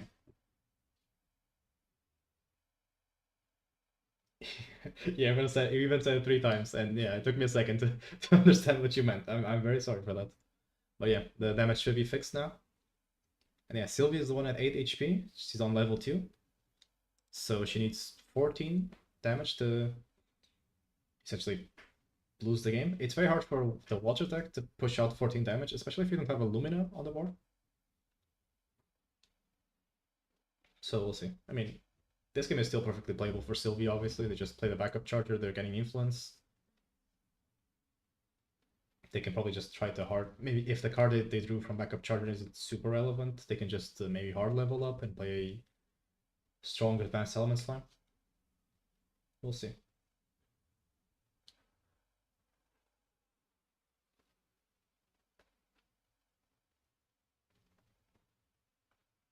The water player thinking of what he wants to do. You'd be surprised to know who has some Lorraine sleeves for sale.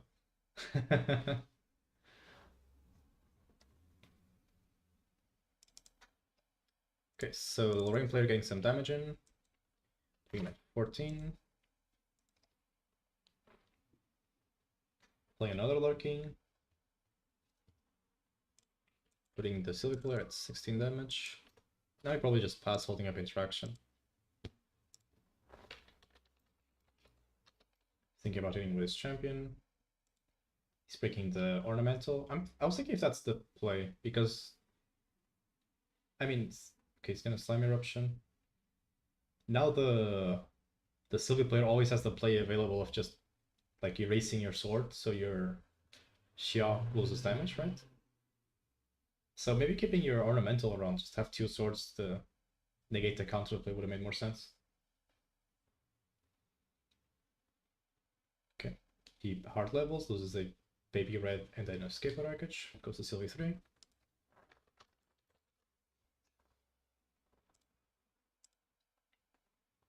Let's see what his free slime is. This is where Water's counterplay against Sylvie gets significantly weaker. Sylvie has a ton of influence to pay for any negation. So you kind of just don't care. Well, it looks like he's going straight up for the Storm Slime.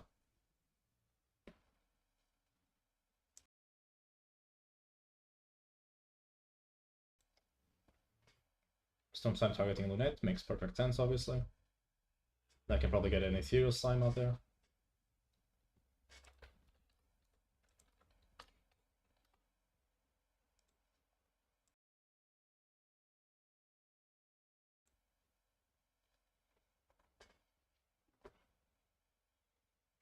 Let's see.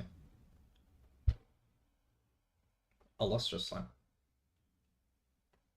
So if the Water player has the new Scout, he could just get over that pretty easily.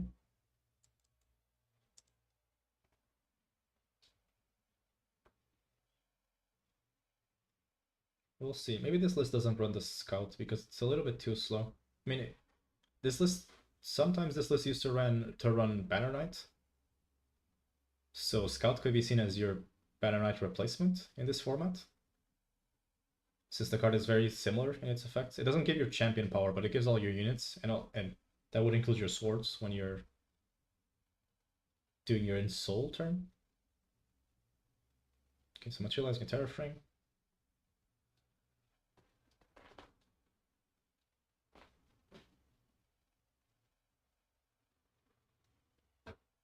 I should just say your allies, not your units, because then it would work on your champion.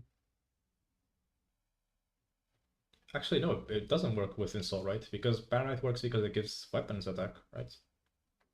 So Scout is actually it's a weird card, right? Has its added bonus of resting units, but then it gives less, the damage bonus condition is slightly more restrictive.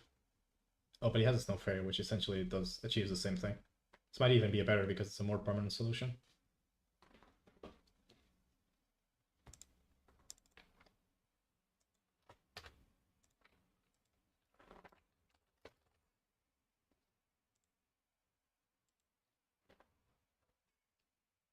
Let's see if we see an Alpha Strike here.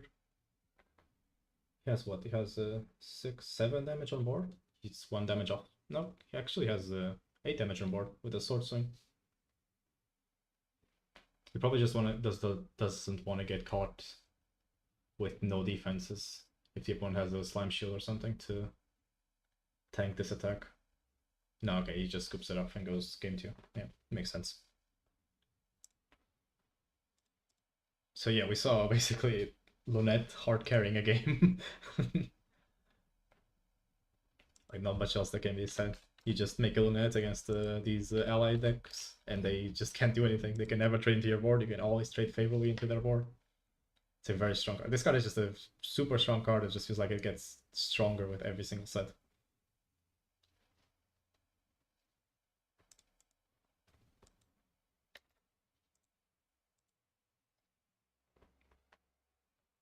So Blade are siding. It looks like the Slime Blade is just not siding, which is obviously very typical. No, the Slime player is siding. The Water Allies player looks like he's not siding.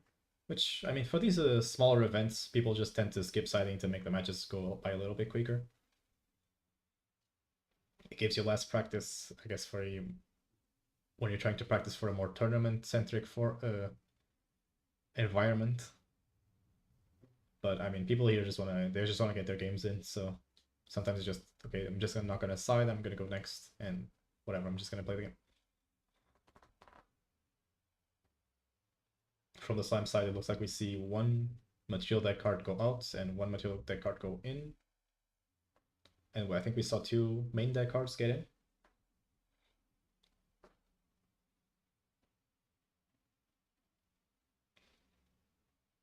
See, making sure that everything is correct.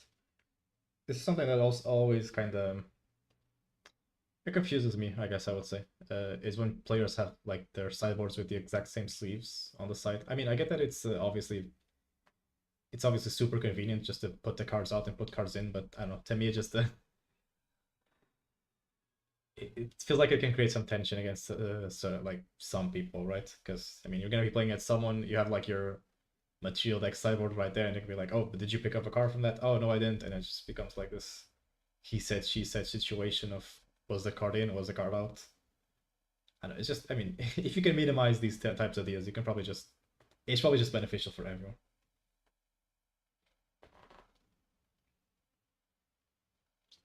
So looks like players are almost done. Let's see who chooses to go first. I'm assuming Slimes wants to go first in this matchup. Like, there's probably no benefit to going second in this case. You're kind of hoping and praying that the opponent doesn't open another blue net, just so you can actually play the game. We didn't see any. Interesting enough, we didn't see any horses from the side of the water player. I'm assuming he runs them because he has the Xia, the Glory Seeker, in his deck. So it feels like you have no reason not to run the horses, right? It's just a faster clock. It's a premium ally for a cheap cost. Okay, so yeah, Slime's going first.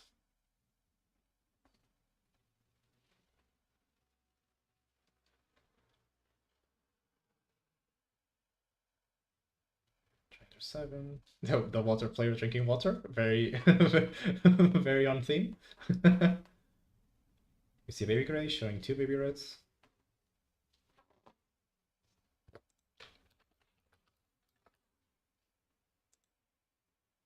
And we see an immediate escape the wreckage of the Baby Gray during main phase. That's it. That's interesting. It feels like you could have just helped. I guess he doesn't want to get. I guess he doesn't want to get negated, right? Because it's a huge blowout if you get negated.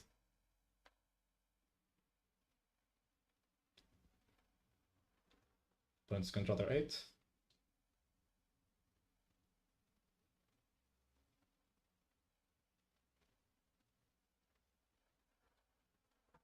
Let's see if we see another strong Lunite opening.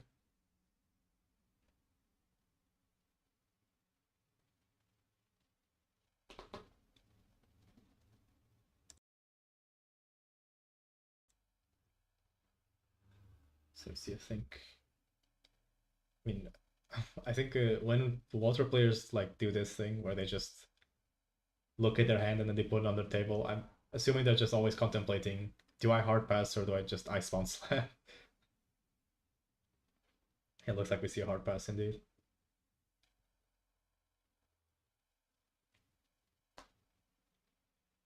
Fetching Slime Shield for cost, level up.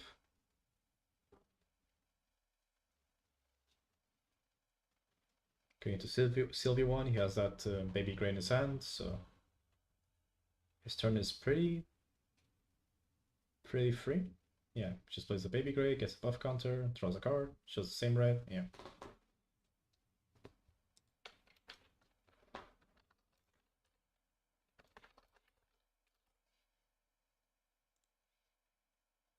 And then a Baby Red.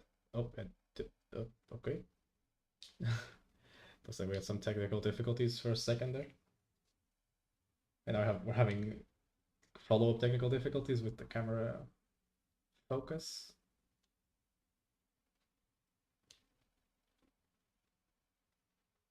There we go. I mean, that was literally like a frame, like, video loss. I don't think there's anything that could have gone on in that time. Literally, I mean, unless Stardust has insane superhuman reflexes and speed that he just stacked this deck in a literal frame. So it's off Baby Red attacking, discarding a floating. Obviously very good.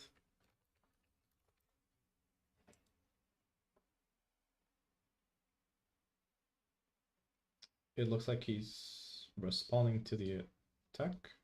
No, okay, he just took it and you need pass turn.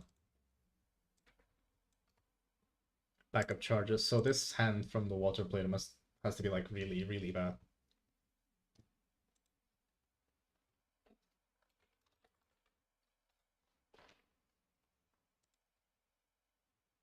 Like if you're gonna hard pass, do nothing with your turn, and then you back up charging. Ugh.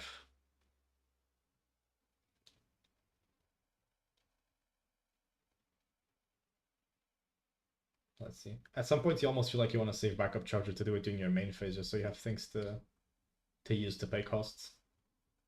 But it does look like he has a play now. 3 cost, maybe Lunette. Lunette obviously not as good here. Dungeon Guide to 1. Wow.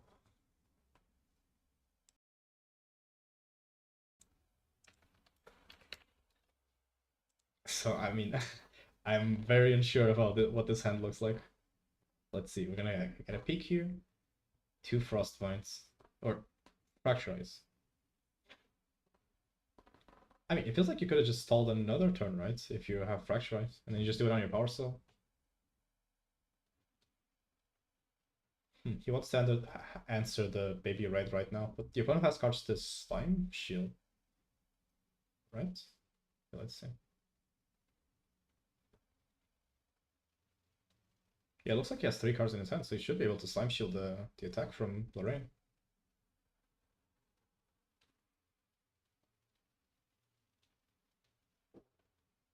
Text Dungeon Guide into Baby Red, I'm assuming. Yeah, Baby Red down. What is the follow? Is there a follow-up plan?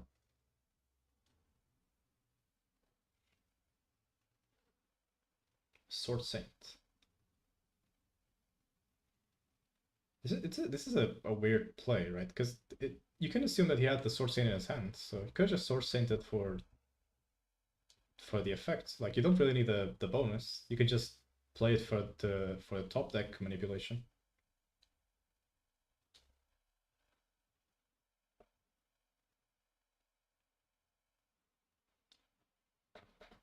He's gonna hit the Baby Gray.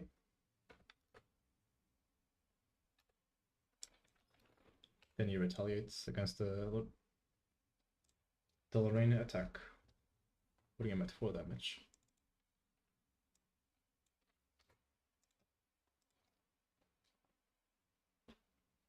Yeah, that felt like a very weird sequence of plays. I mean, he did obviously answer his board, but he could have just maybe played Sword Saint, killed the... He's trying to... I guess he was trying to deny the draw from Sylvia too, but... I mean, you're losing 2 influence to deny one draw from your opponent? It's very weird. So he goes to Sylvie 2, doesn't get any draws.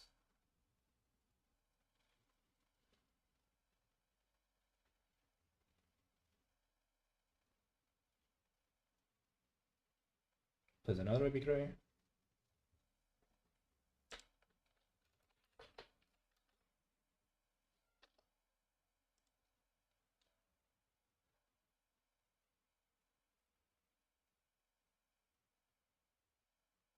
And another Baby Red, so it's just a repeat board state.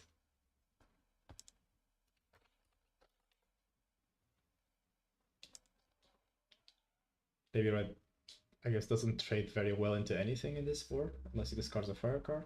She didn't. So he's probably committing 2 of these to attack to the Sword Saint, to the Dungeon Guide. It feels like you want to answer the card that like can grow, right?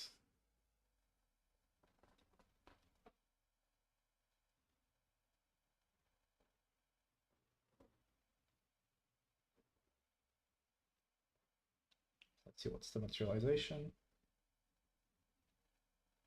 GCR. Okay, pops it to regain his influence. Let's see if he casts anything at the beginning of the collection. Doesn't look like it. Goes to recollect.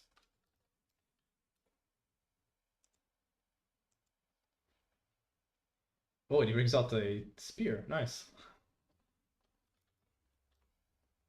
Eventide spear.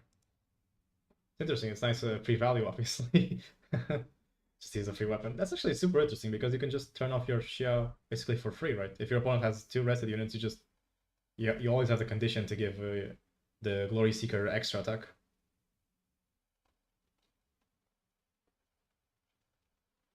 And it's not like your opponent can do much to break it, right? If at most they can suppress it, but you're just resetting the durability on it. I wonder if he runs Inspiring Call, because if you have access to this almost permanent Inspiring Call effect. Oh, and a Scout. Oh, that's very nice.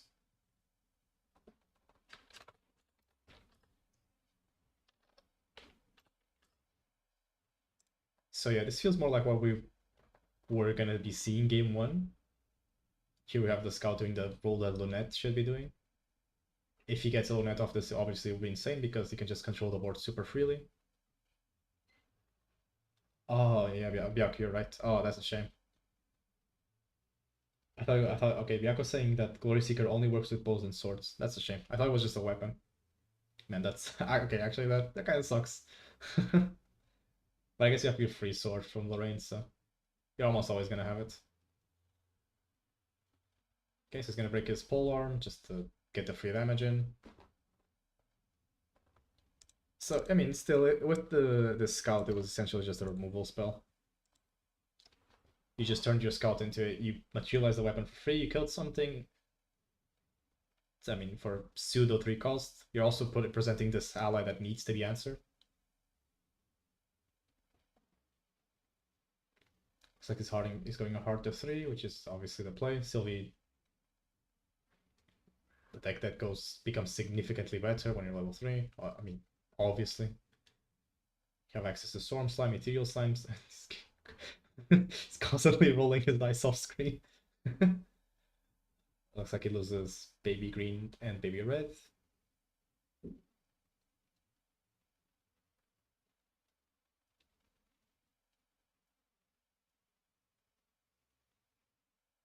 And here's an Ethereal. Yeah. Okay. This card is probably gonna condition combat a lot. Because it's gonna be a 5/5 with stealth that basically can't kill. You have to commit a ton of resources if you want to kill it. Probably another scout and a horse if he has it. It's not looking very good. This is probably the point where you just start losing board to Sylvies. Oh, he has a Gaius already too. Okay, yeah. Again, like we were saying, the problem with the slimes, I guess in general, is that even if you can constantly answer their board and keep the board clean and just get all these threats out of the way, they're just gonna be gassing up Gaius.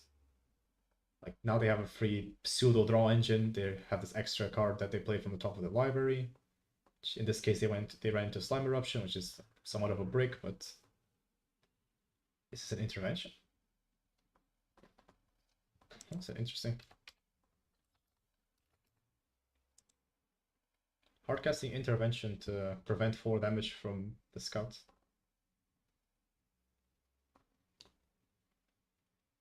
Opponent playing a Storm, which is super strong. Oh wow. Oh wow. Okay, that just those cards did not stop coming. So Storm Slime for 10 damage already. Yeah. Like I was saying, this is the problem with playing a board control against Sylvie. Like you're just gonna be feeding them so many resources for Storm Slime and Gaia's Blessing. It just feels super bad now. And then he attacks into the scout. I mean, probably not necessary to attack into the scout. You're at the really, really respectable life total.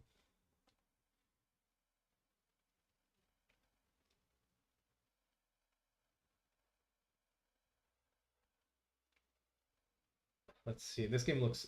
It looks like a very hard game to navigate for the water player. Making a Terror Fring. He's also not running into his floatings, which is conditioning his Scepter of Luminas. It's conditioning maybe a couple of the Regalias that he might have. This Terror Fring also somewhat of a desperation play because you're also constantly in fear of another Storm Slime.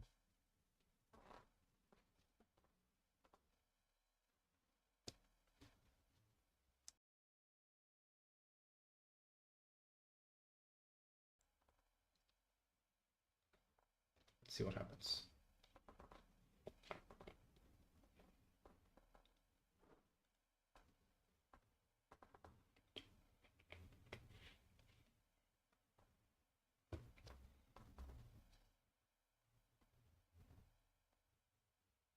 Intervention, a super interesting card that he just played. But I wonder if it's clashing with the swords and the spears. Oh, okay. Snow Fairy, obviously, very good answer to Ethereal Slime. So he has to draw another Ethereal Slime to basically. Oh, he's getting his super fancy D20. So Stardust getting the. It's not the Champions package, right? It's the VIP package D20. And then he goes face. Yeah, I mean, you kind of have to, right? Oh, trade it to the Storm Slime. Oof. That's gonna suck if you're up. If he draws into another Storm Slime. Ethereal Slime? Yeah, okay, this game's over. He can't even chain Tidal Locks. Yeah, it's just over.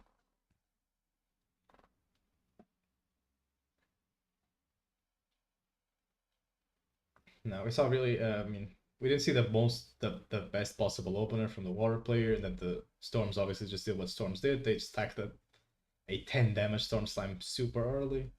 It was a very grim game.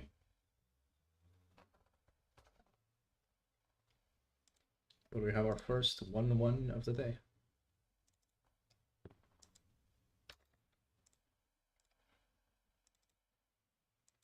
Let's reset our life totals here. And there we go.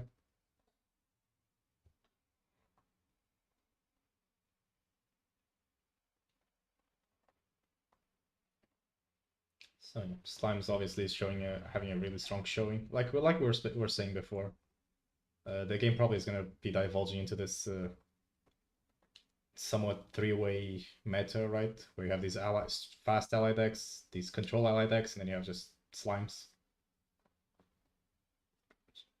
Water has a good matchup against the fast ally decks because you obviously have. I mean, if you open Lunette, obviously, maybe these decks go to Serene or Fragmented. I'm unsure. Serene and Fragmented are obviously not very optimal for these decks because for Serene you run a very high density of water cards. For Fragmented, you stay in level 1 for a long time, so your Spirit Shard is.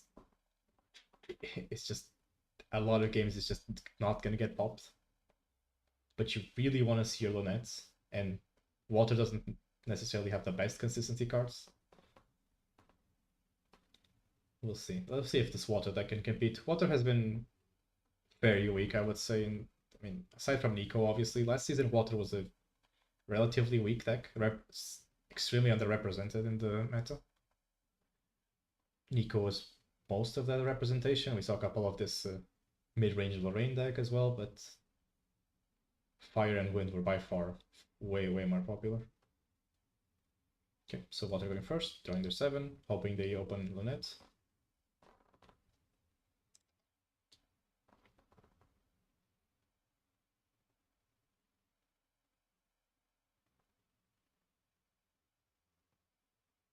Two cards down, 3 cards down.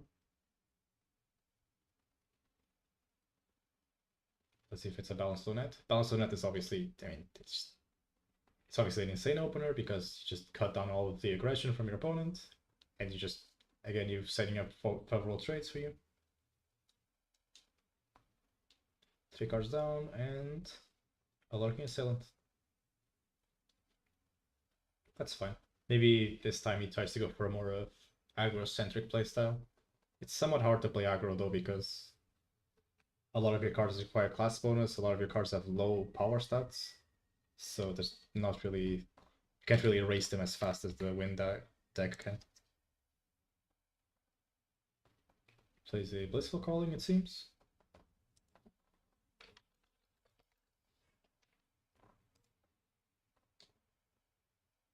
Shows a Baby Gray, this is excellent.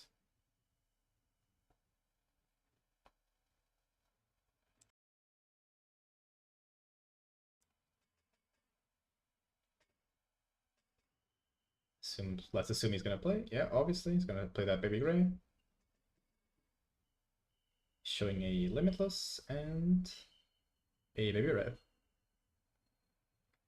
Essentially giving your opponent no information from your reveals. Is it another baby gray? Oh, it's a forest kick. Drawing a card.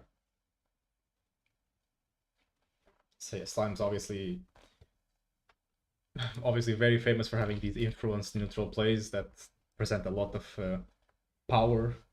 Maybe not now, but eventually. Your Baby Gray Slime being a neutral card that intercepts has very good value. Forest Cake being a neutral card that gives power to things late game. Conditions tempo a lot.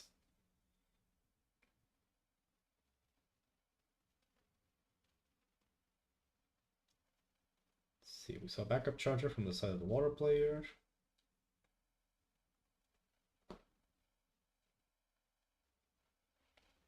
Attacking with Lurking. Yeah, eating your Baby Gray. Even if you went face, the opponent probably would have just... Oh, a nice spell. Yeah, okay. That makes sense. Even if the opponent went face, he would have probably just chosen to intercept anyways. And he hits one floating memory card. It's a lot of relevant cards. A Turbocharge and a Dungeon Guide are probably the key cards that were milled there.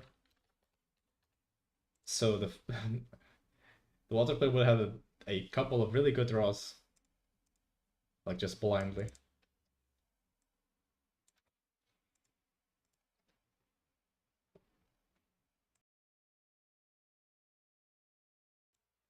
Sylvie hard leveling up, as Sylvies do. Another benefit of being aggressive with your level ups in Sylvie is obviously you're putting slimes into Vanish for your arcane slimes, so you're kind of playing like this people call it the improved version of Rye, right? Okay, yeah, and he plays a baby red, pitching the Limitless. We knew this play was coming because he scripted it last turn. But yeah, with Sylvie you can obviously be very aggressive with your level ups because you're just stacking power for Storm Slime, so essentially, again, like the major complaint that people have against slimes is that obviously the deck just feels like it's getting bonus from everything it's doing, and it feels like it's getting bonus from everything you're doing to it. Like it never feels like there's something that you can do to slimes that you're causing definite damage to. Okay, using that floating memory to go to level 1. Gain the Lorraine on enter.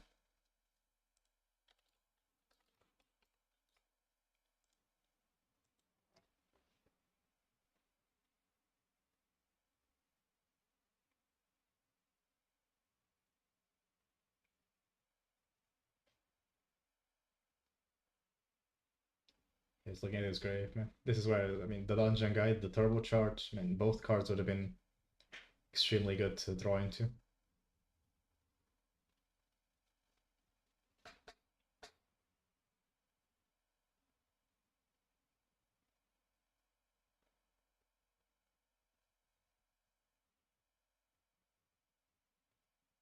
Oh, and he's just going for another Icebound Slam. He has 3 water cards in grave, so he just has to mill 2. There's one. It's a scout and... Oh, 2 scouts. What is that first? Is that first card the new Savage Swing? Or, yeah. The new attack that deals extra damage to rested units? Yeah, Sylvia taking 8 damage from Icebound Slam. So we are just saying, I was just saying, I guess, how the water deck doesn't really match the pace of the wind deck, but I mean, when you have this action card, this attack card that just deals 8 damage every turn, maybe you can match the pace. That said, even if he gets another one next turn, he's not going to be killing Sylvie, so... And especially now with this materialization to level 2, into Dungeon Guide into level 3, so the range is... He's very out of it. I also believe he didn't mill any... No, he milled 1 floating memory from his Icebound Slam. So maybe the line here is to go for the Dungeon Guide, Lumina Dungeon Guide combo. Let's see. Pulls the 3, keeps the middle one. Looks like he managed the Songbird. No, it's an Ethereal Slime. Now he has his free cast.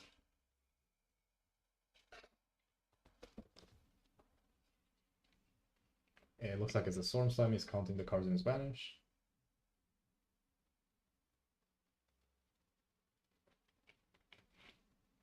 Discarding a floating memory card for Baby Red first.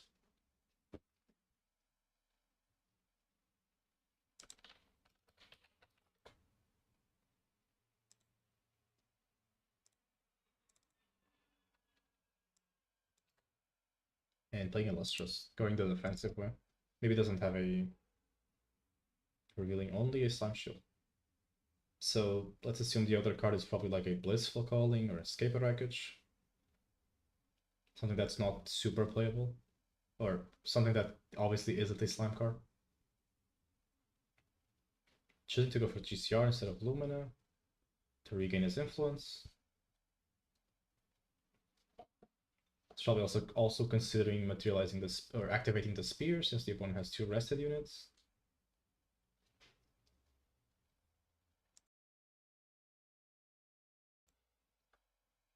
Yeah, here it is.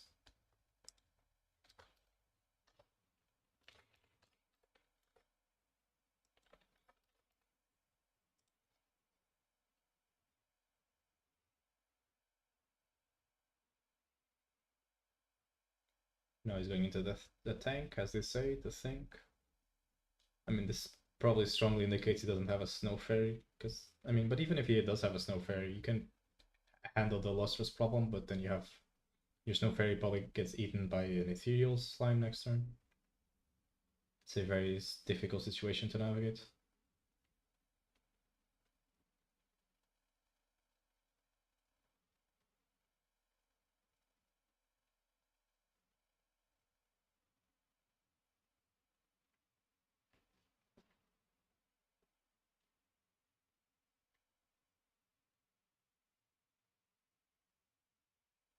Putting 3 down for a... Ooh. Oh, he's nice bounding into the taunt. Okay, so so we see the water player had 3 ice bombs in their hand, so the player literally was to just ice bomb turn after turn after turn. He's gonna resolute that, so he's gonna eat. Oh, okay. So the slime is gonna survive the ice bomb slime, which obviously sucks since you spent your whole turn trying to answer the. And he mills 1 or 2, I believe, floating memory cards, and then he gets retaliated on. So yeah, that was a rough turn for the water player, obviously.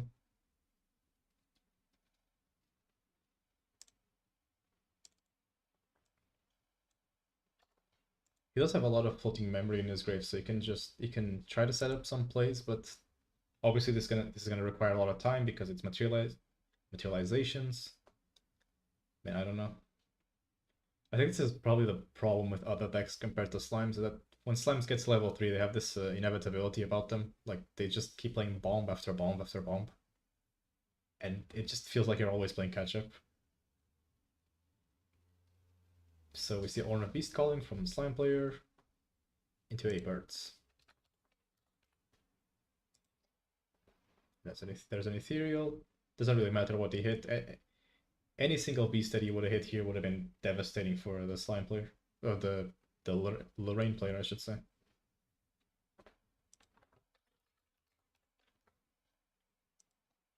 Yeah, RIP indeed.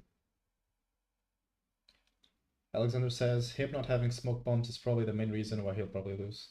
Do you think the smoke bomb would have been relevant to go face? Like, because Sylvius already has so much HP anyways. Like, you would have put him at 19. You would have had to make a Lumina, maybe Lumina double DG play. It just feels like the range was like super far away from. Yeah, but I agree. Obviously, smoke bombs would have been good there because I mean you're just getting the damage in for free, even if some of it was gonna get eaten by the result stand. Yeah, exactly. I agree, Alexander. The game state is just it's just too out of control. And again, like I said, even if you control this game state, like you're just gonna be feeding the next Storm Slime. You need to close out the game against Sylvie, truly.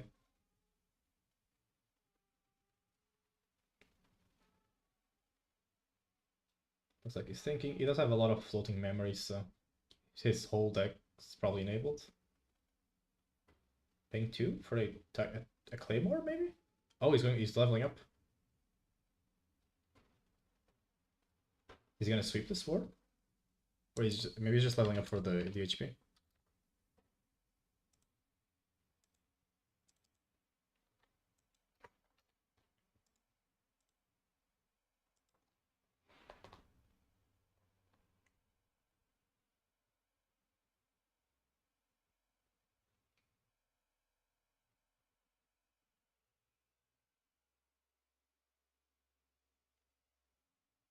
Alexander says, while I spawned is nice, playing it more than once wasn't really to his benefit. Yeah, I agree.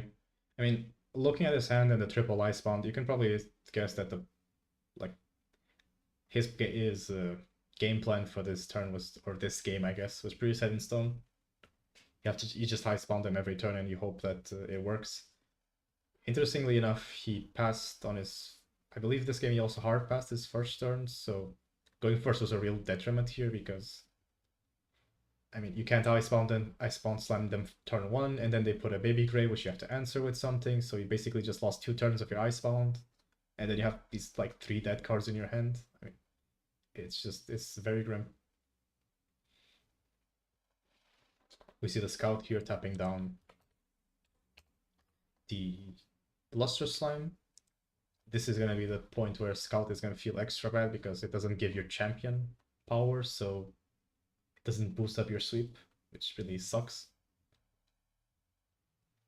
I mean, I guess they could not have they couldn't have made just a strictly better Banner Knight for water.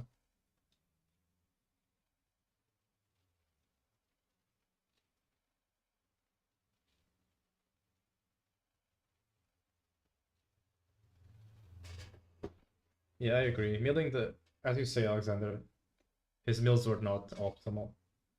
Not milling that DG, the turbocharge, he really would have been. It would have been much better if he drew into them, obviously. But I mean, that's just the gamble that Icebound Slam puts you into, right? Like you can't really not play Icebound Slam thinking, oh, I might mill good cards. No, you just have to slam it. Yeah, it looks like he hit Fracturize and a couple of those new attacks that deal 4 damage to rested units, so those were fine. Hitting extra scouts, dungeon guides, turbocharge, that's obviously not fine because those are resources that you actually want to use at this point in the game. I'm not sure if the opponent is presenting the virtual handshake.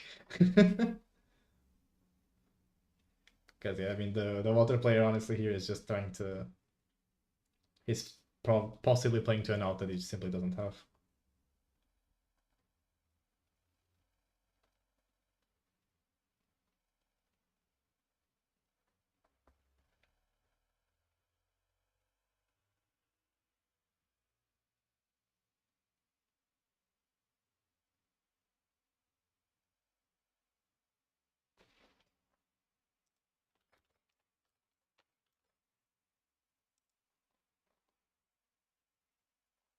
And tide breaking the dungeon guide. Then sorts and then scout getting in for 1 because the champion is awake. Yeah, likely he's probably just getting the storm slammed right now. He's checking his grave probably to see if he can QSG. Okay, so I mean you probably just QSG aggressively here at this point. Just put a slime staff under it. Because it's very unlikely that you won't be finishing the game in this turn. Waking up all his units, has 3 cards in hand, so he can probably Song of Frost and attack, but has to survive probably the extra ally that's coming down. Virtual handshake is actually VM. I mean, I'm gonna agree, but you said it, not me.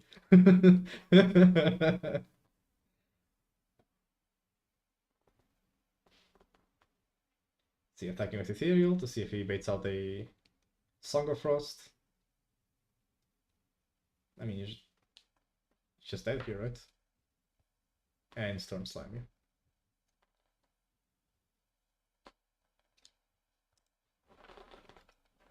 the Frostbind, he can just pay. Yeah, and they pack it up. Yeah, again, we see the power of slimes. I mean, the very evident power of slimes. It's like your late game is just it's just like no other. Like how you just can't beat these bombs after bombs after bombs. The defensive bomb in the form of lustrous slime, the hard to kill, the sticky bomb in the form of ethereal slime. Like it's very hard to trade into it. It's hitting you for 5 every turn. And then they have the burst of storm slime. It's a very tough game.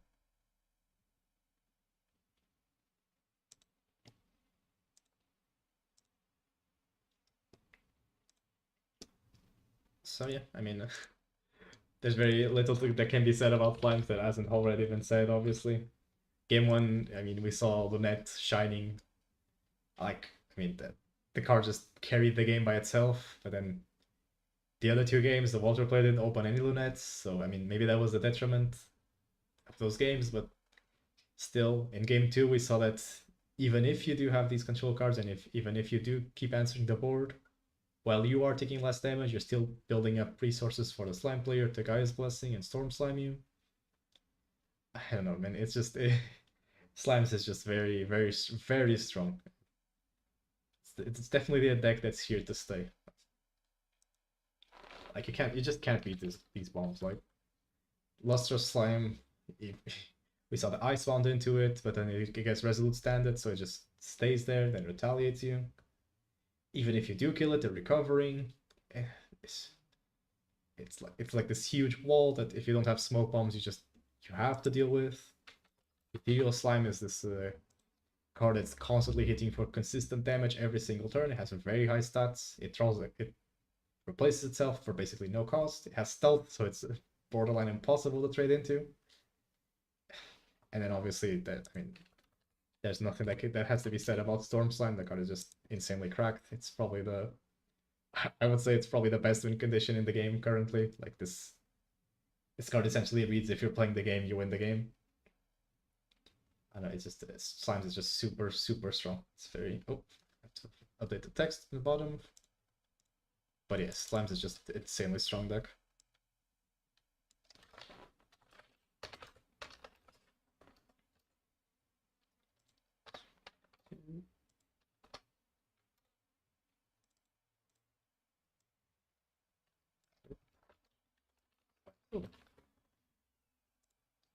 There we go. But yeah, so we had our second slime. Skillful slime player with Storm on top. I mean, yeah, that's just basically what it is, isn't it?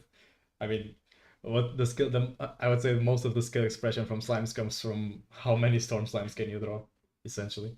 In the mirror, obviously, it's more complicated, right? Because you're managing how you trade with your ethereal into their ethereals, but ultimately, it's just you have this card that just clocks the game so fast. It's just not much you can do.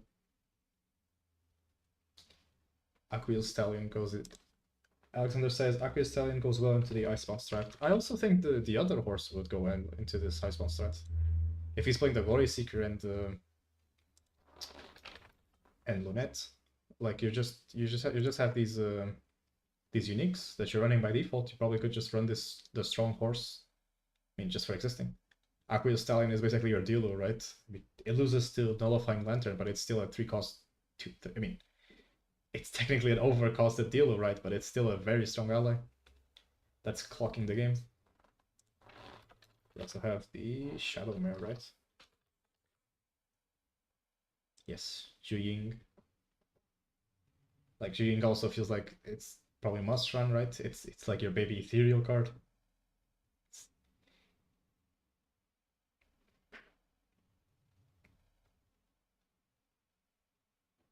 We have two Alexanders in chat, so it's hard to differentiate you guys. But yeah, I agree that you probably run the horse stuff. The Aqua Stallion I'm kind of mixed on because we saw that it actually is surprisingly hard to get water cards into your grave. Like you need 4 cards for Aqua Stallion. We saw that in the first mill, I think he milled 3 cards. 3 or 2, I believe. In the first game milled, he milled very little water cards. He milled like 2. With Icebound Slime, that's 3. Your Stallion still isn't online. I mean, it turns the card into this mid-late game beater. I think the Shadow Mare obviously is I mean, why would you not? I mean, the problem is probably finding the card is probably kind of difficult at this moment. So, but the card is very likely a must run in this deck. They can't really trade into it, unlike Dilu. They really have to answer your unique ally, but then the Glory Seeker has very strong HP stat, and Lunette has a very strong effect that makes it hard to trade into, so these cards are just here to stay. Alexander Coleman says, hopefully my AMB stuff arrives and I don't have to play Slimes next week. Yeah, the less people playing the Slimes, I think, the better, because I want to see new things, and yeah, I mean, we've seen 4 months of Slimes. Hopefully we don't see another 4 months of Slimes. It would be interesting to see new decks, especially since Slimes is a deck that seems to have gotten basically 0 new cards. We're just seeing the exact same 60 card list from Mercurial Heart, which I know it's just I mean, in the beginning obviously it was awesome to see Slimes, but then it just gets kind of boring, right? Just seeing you're seeing this deck that plays very similar every single like time and it's a deck that's played the most, so you're just seeing the same thing over and over again. It becomes a little bit tiresome. I mean, having played Slimes myself, I can say that the deck, honestly, the deck is a little bit boring to play because the play patterns are just it's very weird, right? Because it's this mid-range, like, it's this mid-range deck, right? But it feels like the play patterns are they're very repetitive, right? It always feels like, okay, I'm rushing to level 3, I'm playing an Ethereal Slime, and then I'm Storm Sliming you for a lot. If I'm playing against aggro, I'm playing a Lustrous Slime. In the early game, I'm playing my Cakes, my Greens, my Grays. I don't know. And then you have so much consistency with Blissful Calling, Gather Slimes, all you draw. And the deck just feels, I mean, it just feels leagues above everything else at the moment.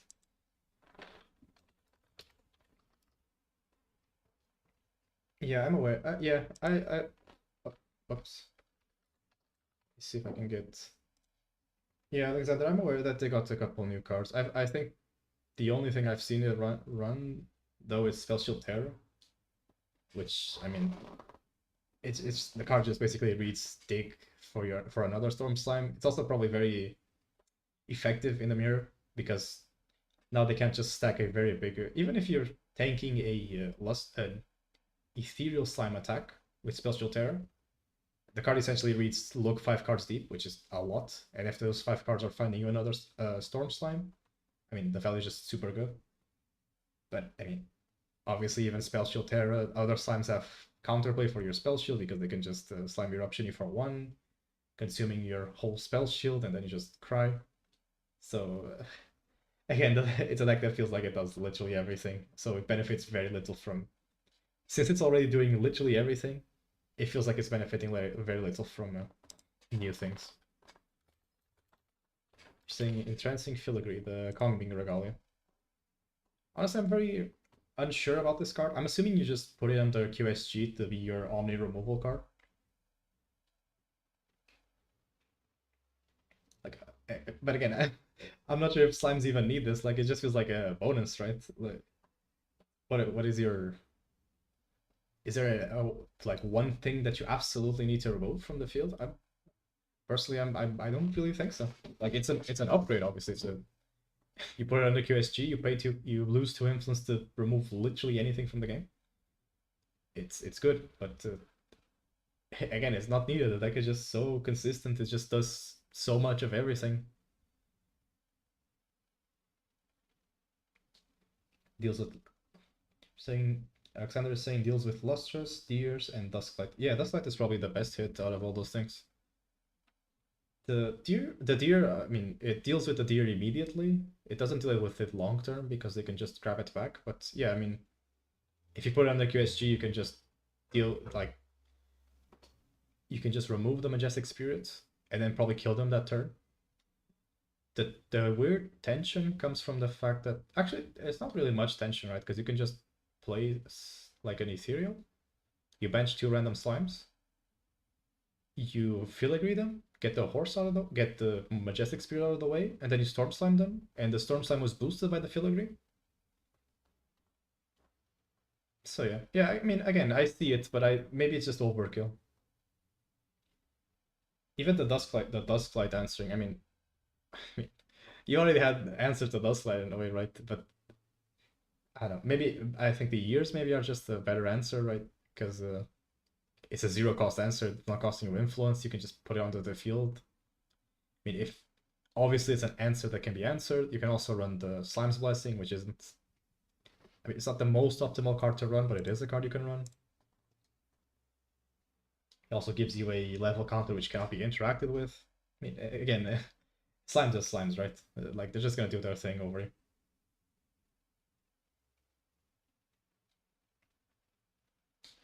Play norm, it's difficult to remove deer. The deer is a majestic spirit.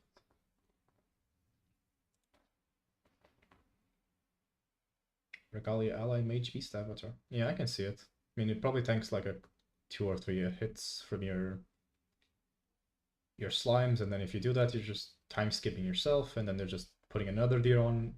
Especially now that Merlins are playing like turbo incarnate, they can just deer after deer after deer, and you're just like, it's just super. I mean, I get your point. Again, it just feels somewhat unnecessary because they can get the deer back from the filigree, because the filigree vanishes face up, right?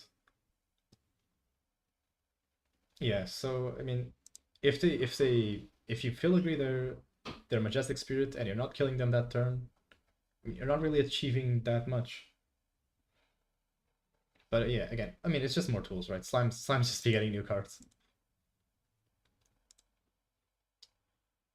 Okay, so we have our round 3 pairings. Let me see. I guess we'll just do the table one.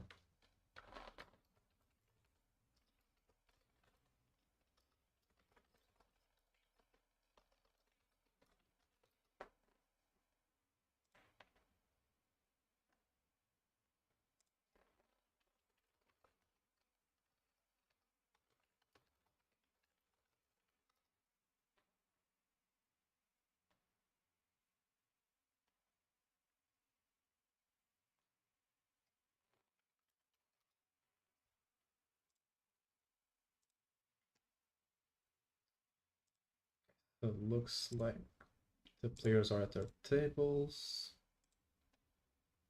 Let me just fix the layout on the back end, and then get you guys the game.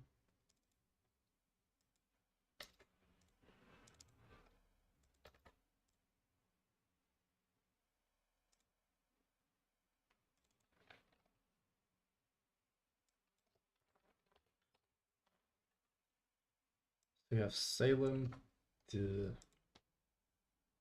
unique Wind Allies player against Sango on Fire Slimes.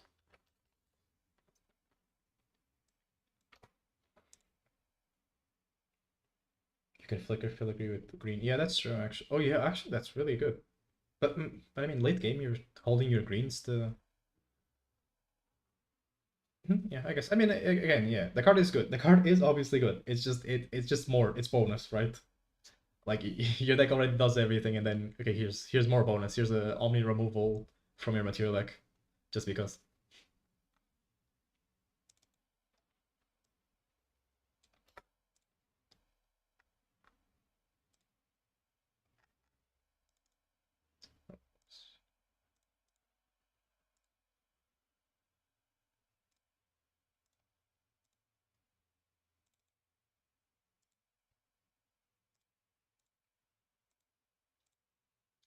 So, I guess we're still waiting for the other player. Maybe we give it a second.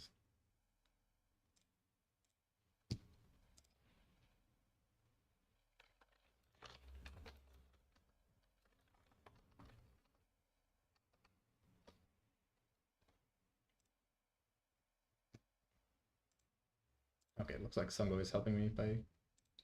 Yeah, much appreciated. Probably it's always very appreciated when players go call other players into the feature table, because not everyone checks their Discord pings. So I greatly appreciate it.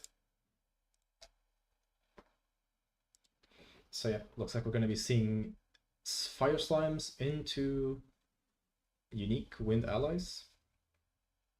It's a matchup that, as we've seen, is very likely favored towards Lorraine, but we have fire, which could give slimes the advantage. I'm fairly sure that Sungo isn't on the red slime though, so you might not have the cremation play that obviously is good in this matchup, but we'll have to see.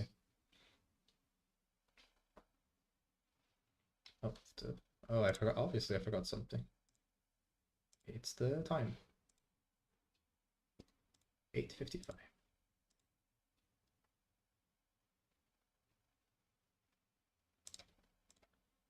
There we go. Now we have our time.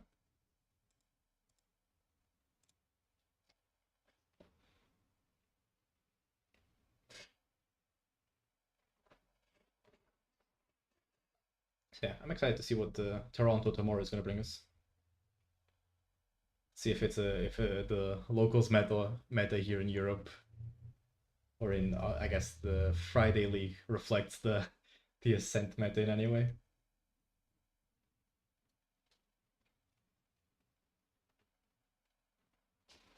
Okay. So I hope you guys are enjoying the stream as well. This is, again, as I said, this is a bit of a more experimental stream. We're trying out new things, seeing what works. If there's another big EU regional stream, ideally I'd like to make it like very, very high quality. I'd like to have like more content, essentially, just more things to keep people engaged between, especially between rounds, because it's a longer event. Obviously, there's more breaks, there's more time between breaks, so it's harder to keep people engaged for a longer time. Also trying to engage more with chat. Where's the plug? So, I mean, like and subscribe, I guess. Follow me on social media.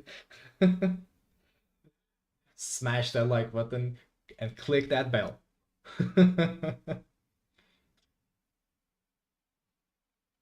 Okay, so Sungo losing the die roll, and it looks like Wind Allies is going first.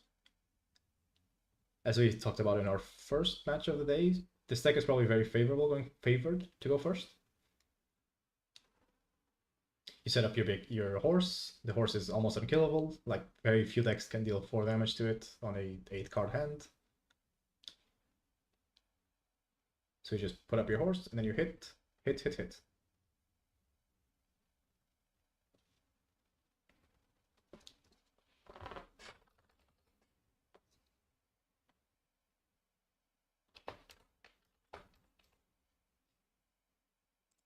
put this card on the screen. This is the card we're getting for you.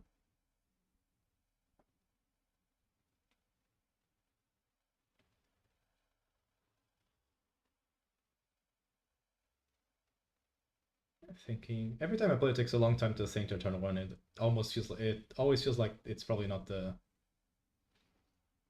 an ideal opener. We see a purse, which is, as I was mentioning, is probably not your ideal opener, because purse is it's a slightly understated unique ally considering your other allies. Some go with the custom fire spirit. Today we don't see Sungo with the combo of trying to get a different accessory from a different game in every single zone he owns. Blissful Calling. You've seen Slimes open Blissful Calling almost every game, it seems. Yeah, Alexander says big oof opening. Yeah, I agree. Purse is, I mean, if you can get any unique ally on board turn 1, it's good, but you really don't want it to be Purse to be the one you put on board.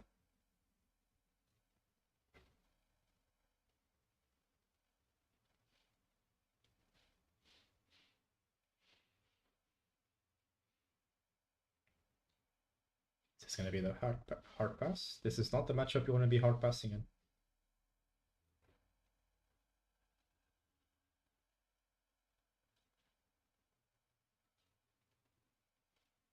It looks like it is. Oh, okay. So again, like we've spoken about, this is the deck that you don't want to give time to, and Slime's not having these suboptimal hands just gives them time, and then they could just case backstepping to cycle a card onto Purse. Again, wondering if backstep or skirting step is the way to go. Feeling maybe they're actually just interchangeable and just run playset of both.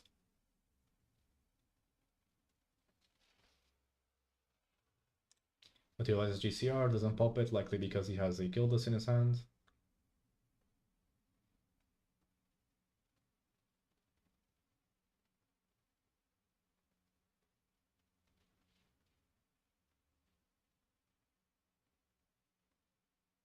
Two cards down for a horse, or maybe 3 cards down for something else. Let's see.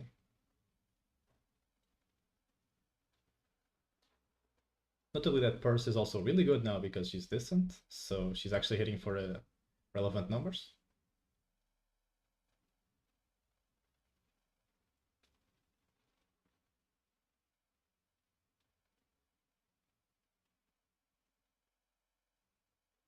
Third card down for a Gildas. Yep. So that's a lot of damage.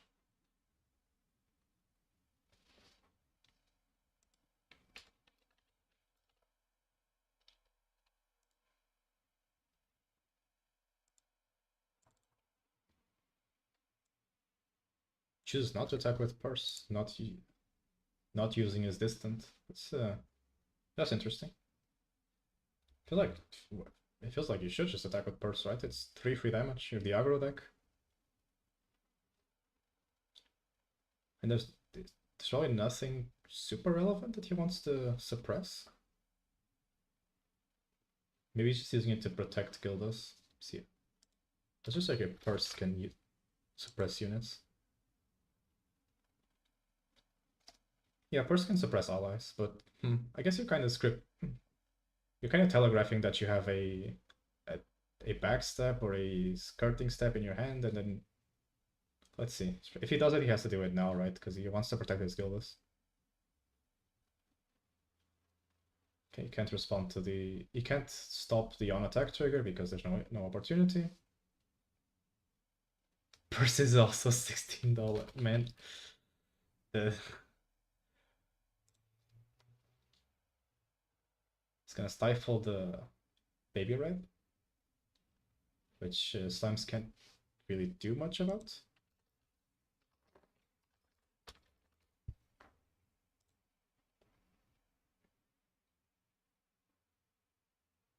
It does not survive the stifling trap, so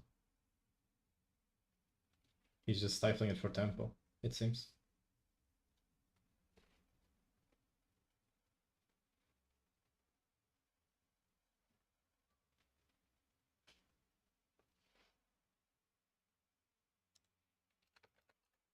Wait, is that not a valid play? It's a 3-2, but it still dies to stifling trap.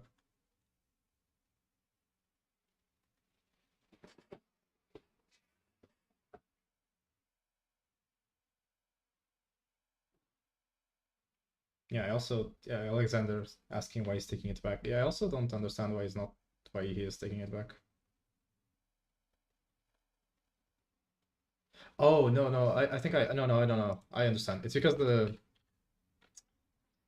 he can't do it.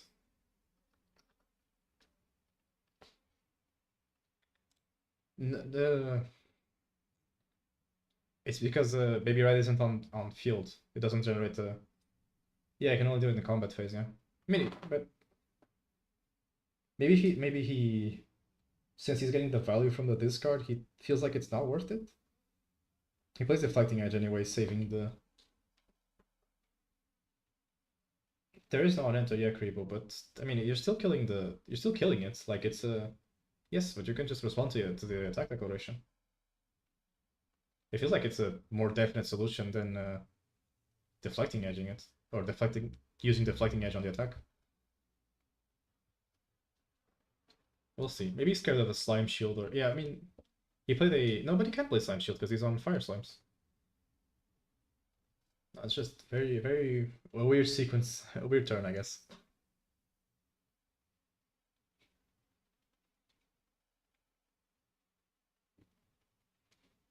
So materializes a Sword of Seeking and goes to turn. Yeah, now it just makes it feel extra weird because he had a Stifling Trap and a Deflecting Edge in his hand. Why didn't he just attack with Burst for the 3 free damage? Distant is until the end of the controller's turn. So if you distant during your opponent's turn, it will be on during your turn. No, yeah, exactly. It's until the Alexander is exactly as you say. It's until the end of the controller's turn. So I don't know, it was a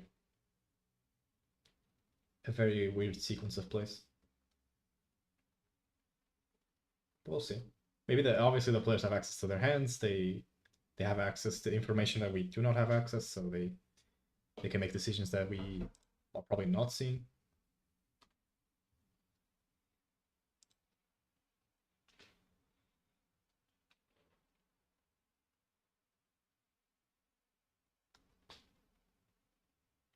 This deck is also obviously new. People aren't used to playing with Purse. People aren't used to playing with Ranger mechanics overall.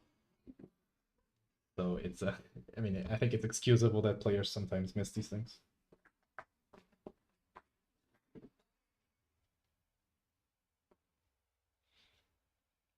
So let's see. If the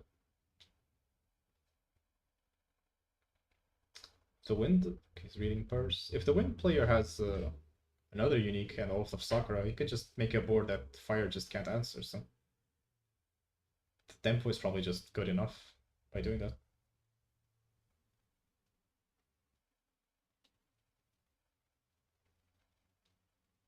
He's definitely thinking of something.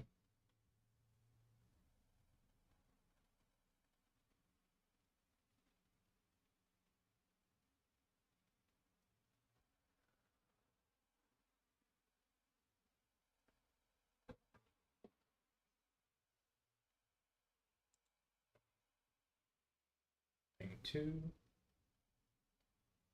for a Parsnip. It's interesting that we didn't see any of these allies in the first match that we saw this deck. Because we're seeing like the suboptimal uniques. But yeah, we do see the Oath of Sakura, so the board is going to become huge. Gildas is not balanced, but she's going to hit as if she is balanced, essentially. And the rest of the cards just trade well into the rest of the board. Yeah, I'm assuming you just trade probably... You just use Parsnip and Purse to handle the board. Oh, Gildas first. I guess the attack is kind of irrelevant. They all have 1 base power, so...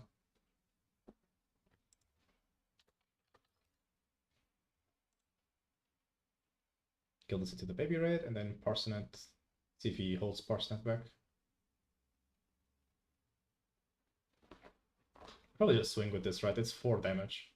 It's a lot of damage. If he had swung with Purse as well, he could have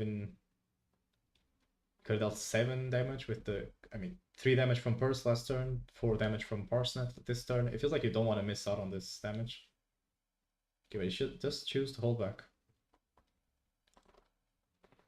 It's a little bit weird. It feels like the Wind player is giving the Slime deck a lot of time to do their things.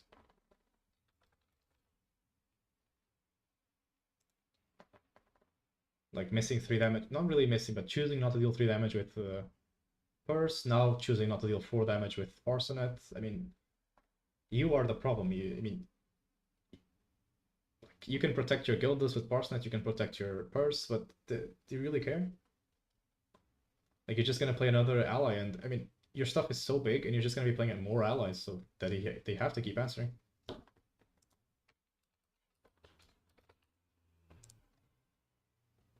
And I mean, I guess, and you're not gonna outpace Slimes late game, because they're just gonna be dropping Lustrous, dropping Storms, dropping Ethereals, and those things can actually contest your board. Yeah, on the opposite side, we have Sungo attacking with his Interceptor. And he cremates it. Yeah, so he's just getting free value from the Baby Gray.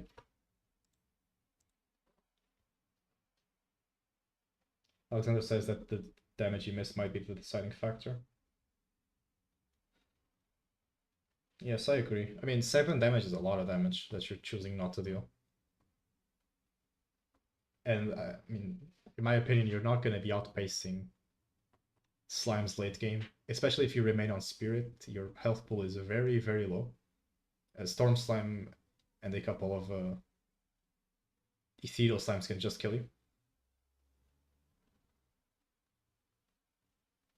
He's using Parsonet's ability to give stealth to something? I guess he just wanted the glimpse to filter his top deck.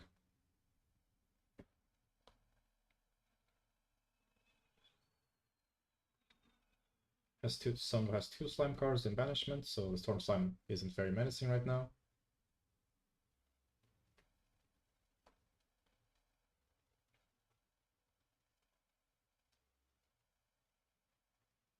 Goes for Safeguard, just to be sure, so that's good. I mean, Slimes can still just play over it with the Ethereals. Your health pool is very low. You have 14 health. We'll see.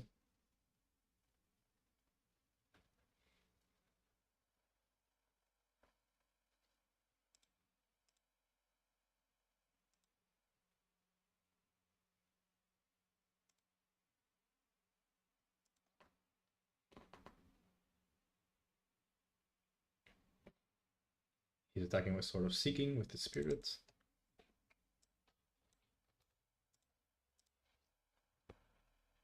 Attacking with Purse for 2. Yeah, it feels no. If you're attacking so loosely with Purse now, it feels weird that you're holding your Purse back in the early game. If you leveled up, he could have been balanced with the Horse Summon. Yeah, that's also a factor. Maybe there's just too many factors that that is not. Maybe it's lack of experience with the deck. Again, this is a brand new deck, so it's excusable that players do these slight misplays. Playing a Dilu. So this turn is going to be big damage anyways. Bring him at 12 worth. Passing turn. Sylvie goes to 3. But yeah, this is the point where if Sylvie isn't literally 1 attack from dying and she's level 3, she's just gonna outscale you.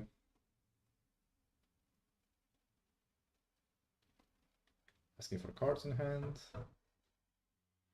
Banishing the last 3 cards, which are Limitless, King, and Red Slime. So he does have the Red Slime, so he has the access to the Cremation Red Slime combo. Probably just couldn't get the Red Slime in the range where the damage would be enough to kill the board. So he plays Ethereal.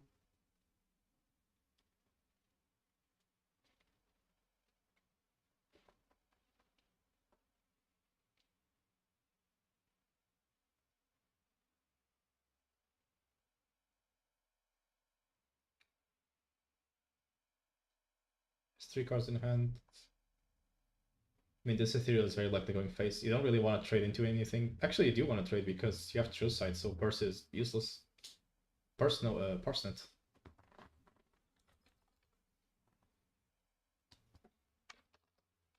I think he might be wanting to Stifling Trap the on-enter Ethereal Slime.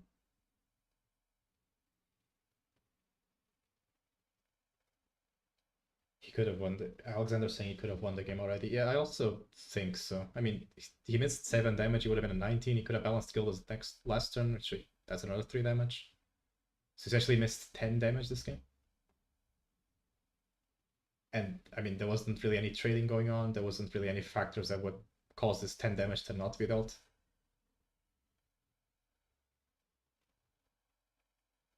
Yeah, I agree. I think that if, as you're saying, Alexander, I think if you are the aggressor, you have to focus on the aggression, especially since you're not going to be winning late game against Slimes. Looks like they're still resolving the on-enter from Ethereal Slime. Resolves. Let's see if it's the Sungo Special Seed of Nature. Speed Spawn Boots, which are obviously useless in this matchup. Gets to draw 1, and likely hits face here. Okay, he's gonna give Stealth with Parsenet, but the Slime has True Sight, so this is irrelevant. Yeah, Sango explaining the mechanics of True Sight, but maybe...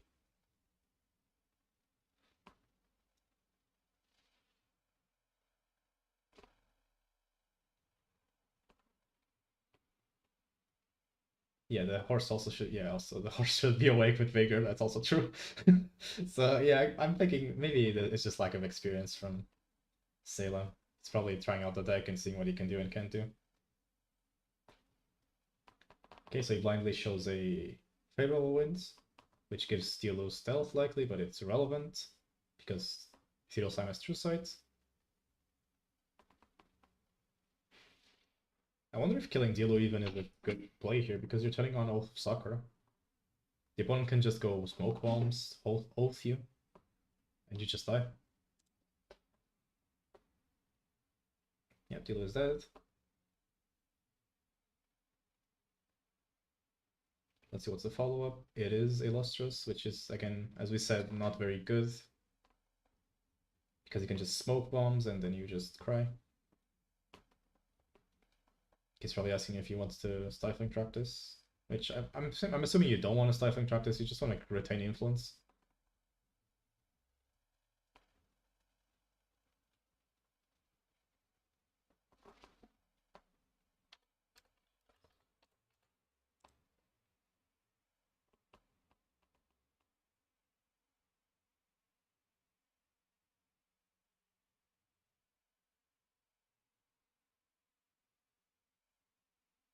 He is gonna stifle it. So that's fine. It's still a 1-5 with taunt.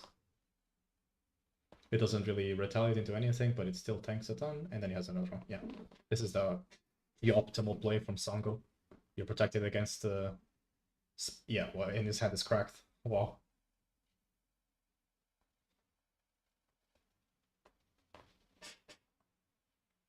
So yeah, again, the Slimes is probably... This is probably the breaking point, right? Because how are you gonna get over this? Even if you smoke bombs now, if you can't kill them through 2 taunts. Like, it's a very difficult situation. Maybe you rebuild influence.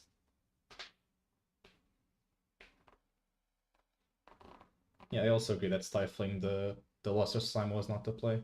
Especially since if they are doing Luster Slime, like, I mean, Sango being the player that he is, he would not be doing Luster Slime there if it was his only Luster Slime, because that would just be a lose the gameplay. Now you lost influence, Smoke Bombs doesn't get you out of this. Maybe he can Distant Purse to phase out the other Lustrous and then Smoke Bombs, but then he loses out on all the damage, right?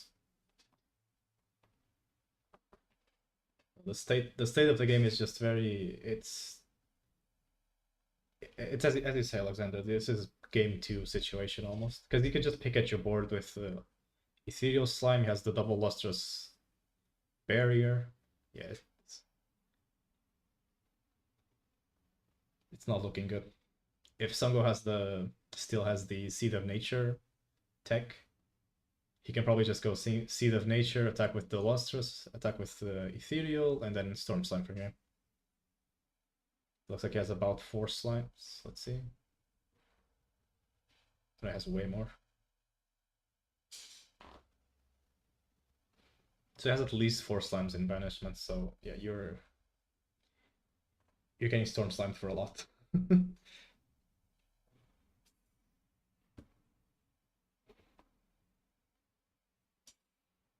Purse attacking into the Lustrous.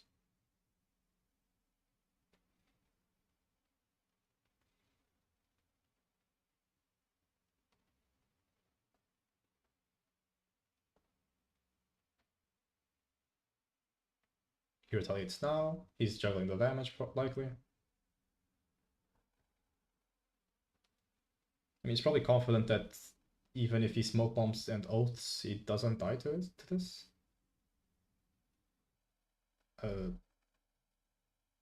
Okay, the other one. Yeah, but that's also the thing, right? Because Sango can just juggle damage so that Lustrous...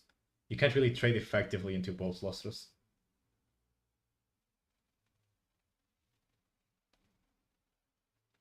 You're saying it's not unwinnable because you revealed a Ethereal and a Storm Slime, Alexander. I think that makes it unwinnable for Wind.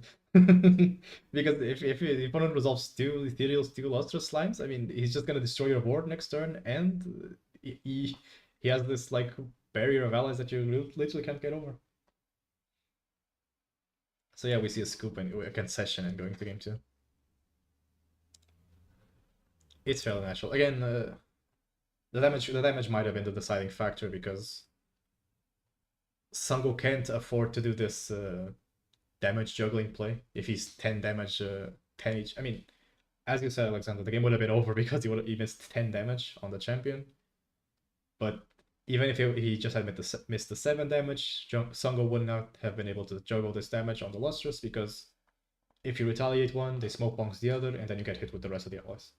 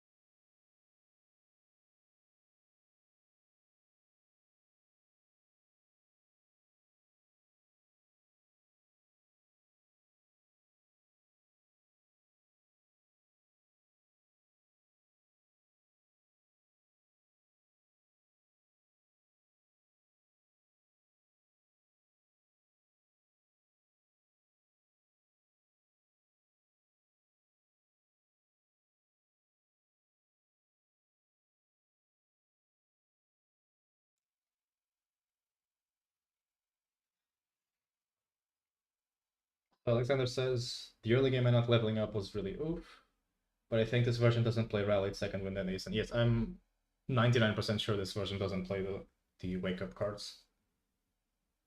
It definitely does not play Ace, and it needs a very high density of these unique allies. And then you're also running the distant package, so there's not enough space for all of these other wind aggro cards.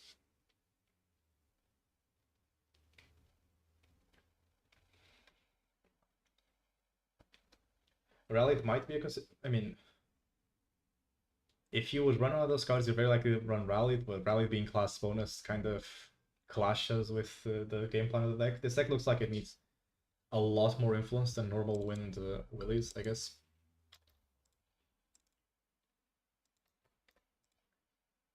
Because I mean, all of your cards they cost at least 4 cards of your hand. If you're running stuff like 1U, she costs a lot of cards from your hand. The idea is just not the same. It's a more high roll version of Wind Allies.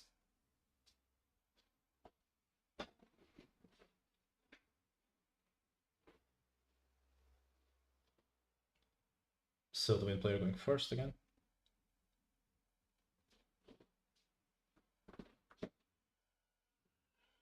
Interestingly enough, again, Sango is on the fire version of this build, so he always has access to the cremation on red slime play, which just looks like it completely kills this deck. So we'll see. That might, I mean, let's see if he does that. That might be the play going forward. It doesn't look like this deck can really come back from having their board exploded. Even if you get the 4 toughness, you can probably make a 4 power red slime, so you can play over it.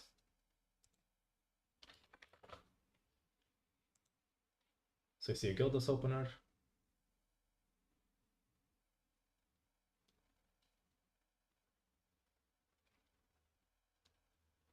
Into a pass.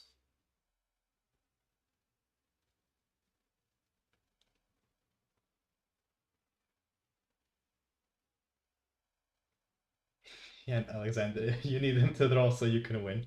I mean, honestly, I'm thinking this. I mean, obviously anything can happen now, but Fire Slime seems to have a very, very good matchup against this deck.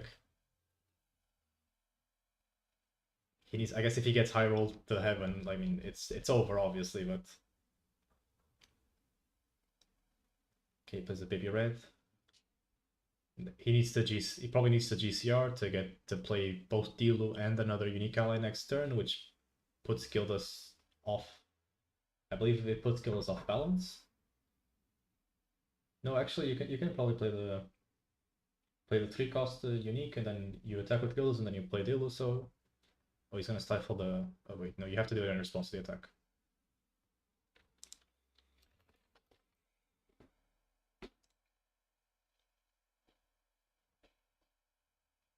So same situation as last as the last round. He plays a baby red, he wants to stifle it, but there is no opportunity. You have to do it now in response to the attack. The on-attack does not trigger even because Sungo is not a tamer. So he just gets a damage in. Okay, so I mean, weird sequence of events.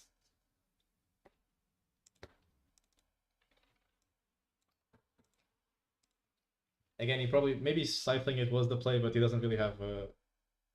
Okay, he's gonna backstab Gildas. He doesn't really. He wants to maintain influence, so you can't really be throwing out your stifles like that. Okay, has a GCR, backsteps, and has a his draw for turns. So let's see if he drew into Dilo and a 3-cost unique.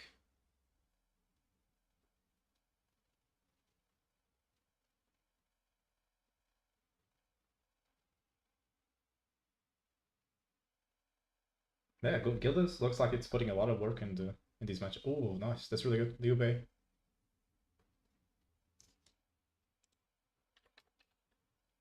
Liu Bei with Purse last match would have been really good. Maybe it's just maybe it's too many pieces for the combo, but it just feels like the synergy is just so strong. Okay, Gildas is balanced. Liu Bei is not distant because she needs to see the unit become distant.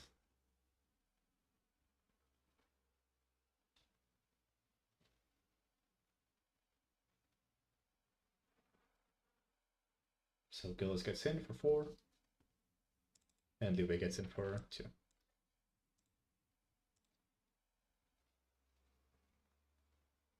Yeah, let's see if we see a shift to a more hyper-aggressive playstyle from the Wind player. Like, as we discussed last match, there was a lot of missed damage that could have probably turned the tide of the game. Oh, he's using Liu Bei into... Okay. To the baby red. Yeah, that makes sense. And the Parsonet. So the conditions for Oath of Sakura are met. I mean, this is a crazy flavor fail, right? Because I mean, Parsonet, Gildas, and Liu Bei are making an oath. Like, what? It doesn't make sense. That's not what's going on in the card. If this was if this was Yu-Gi-Oh, you would have specifically needed the Xiangfei, Liu Bei, and Guan Yu for oath to trigger.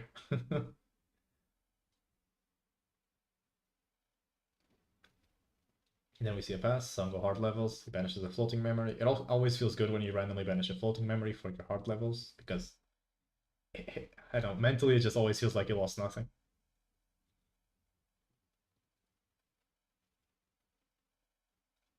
So he's tapped out, so he can't stifle anything that you play. Probably want to play a baby red, just to handle this board, unless you can make a big red.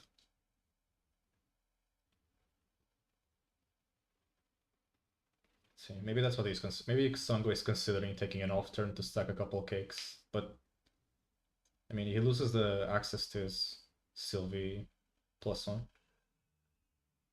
Creative Shock.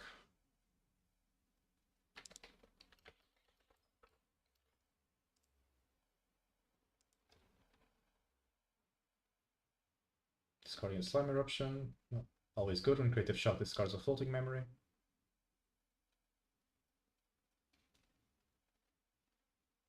So Baby Red is probably the best usage of your Sylvie buff counter. He's looking for it. Found Ethereal, so looks like the top of his deck wasn't very optimal, which is good because he's putting it on the bottom, and you found a Baby Red, which is excellent. This is the only card that currently would have contested the board effectively, so it had to be this card. And now he probably trades into Gildas.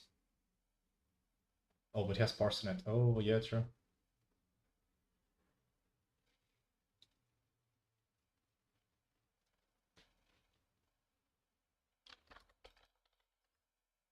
Yeah, it's very difficult for this Parsonet ability to whiff. You're essentially looking 2 cards deep for a wind card. Your deck is majority wind cards, so. Oh, maybe it's. Case is going. Looks like it was a norm card. Looks like it's going blind into the second card.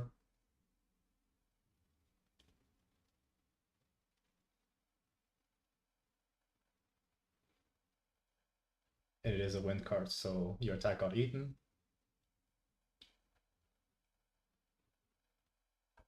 Oh, but he attacked it to the Parsnip. Smart. Songo has a gigantic brain, as we all know.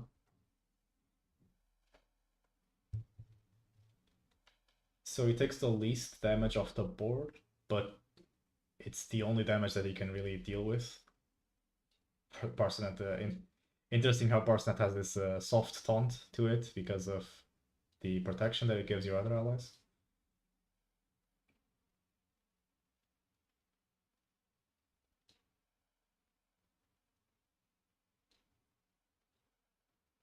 Let's see if he materializes a sword. Honestly, I'm still thinking if Windpiercer just isn't the direction for this deck. Like, why would you not run Windpiercer? You have Burst to reset the durability on your prototype pistol. It's just more damage more consistently. Sword of Seeking just doesn't feel like it's doing you much. It's 2 damage against Windpiercer, which is just like it's like 4 damage every turn. It feels like the material deck space isn't really that tight, right? Because it just seems to be playing generic material deck stuff.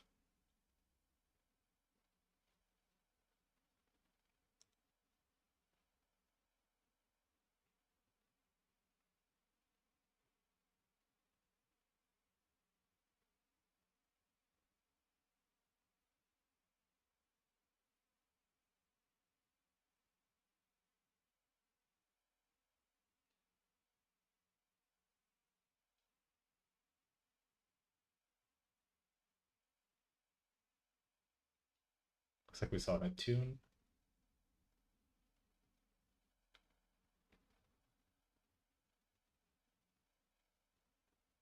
Yeah, so he's going to tune his board outside of range. Now that I'm thinking about it, I believe Songo has said he doesn't like Forest Kick in Fire. So he actually might not even run it to put his red slime at a range where it can explode the opponent's board.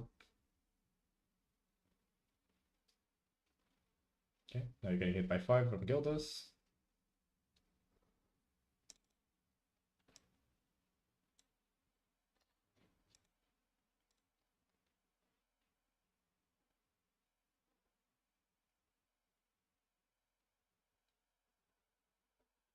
Maybe he's thinking if he's gonna backstab the Liu Bei to deal extra damage. I mean, it's committing a lot of influence into the attack. Okay, declares attack first and clears the baby red. Yeah, that's probably the best long-term play.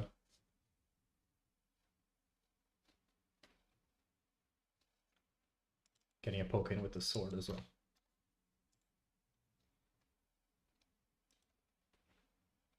Denied the draw from the Sylvie too, so yeah, very likely just keeping control. I mean, again, it's hard to say this matchup because you're not going to be winning the late game.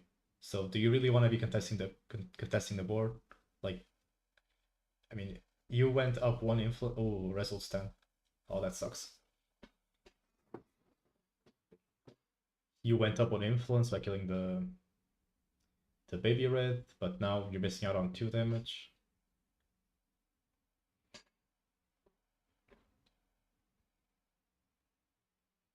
Dungeon guy. Creative shock.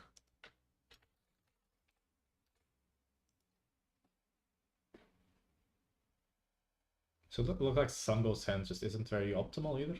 The result stand being gone hinders him severely. It also looks like it doesn't have a dungeon guide, so he's gonna have to hard level.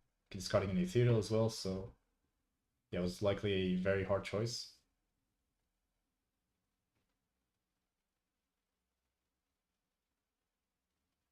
You see a pass. So yeah, likely he's gonna go hard level to 3 next turn. Maybe he's holding up another result stand, but with 3 cards in hand. Slime Eruption maybe also, but the board is already so out of range. to like a terror thing. Yeah, this is what I'm saying. Like he could have just made a Wind Piercer last turn. Then he goes Lorraine now. He even has a skirting step in his hand. Skirting step being gilded.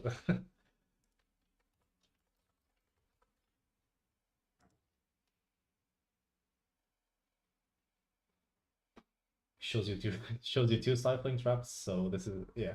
So you just have to slow roll this game. Gildas and Dubé become distant.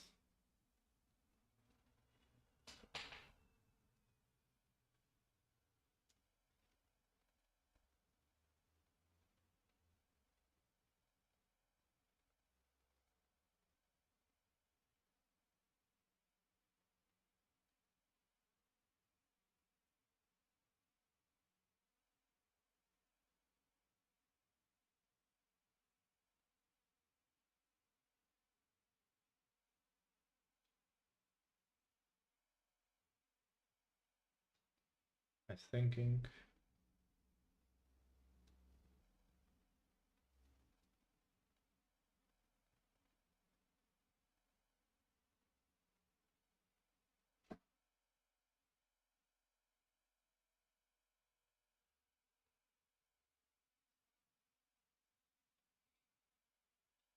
What's the play here? Just have to maximize damage, right? I mean, can you probably can't kill him with your current influence? He plays a purse.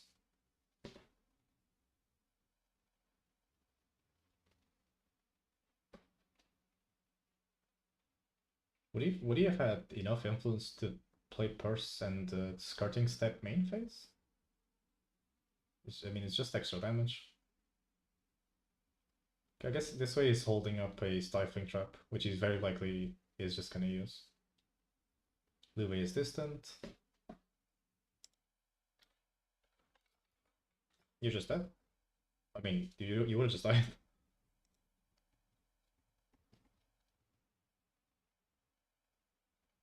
Oh yeah, but he just hits you with purse and then hits you with the sword. Yeah. Okay. So I have 16 minutes in this matchup. It could very easily end in a draw. Yeah, it definitely feels like he bricked. He creative shocked twice, then see a DG and the DG turn. Like your opponent has all of their cards in memory, and you're going to level 2. I mean, it was an optimal turn to DG, obviously, but they didn't see it, so it just is what it is. It was a good showing from the Wind deck, though. It's interesting. It's interesting how the deck can play a little bit of a slower role and still get good results.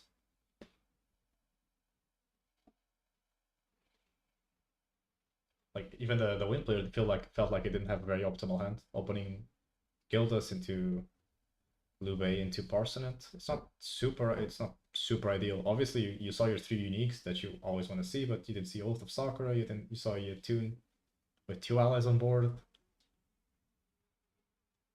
I don't know. We have to see more of the deck, I guess. But it feels like the deck is very consistent, actually.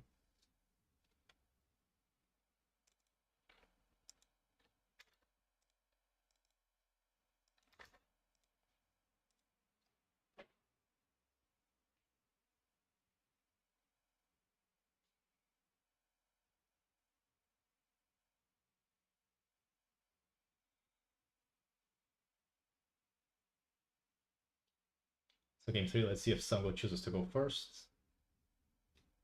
Because he is playing against an aggressive deck, so it's like the eternal Grand Archive question, is that if it's good to let an aggressive deck go second because they get more influence, they get to attack you first.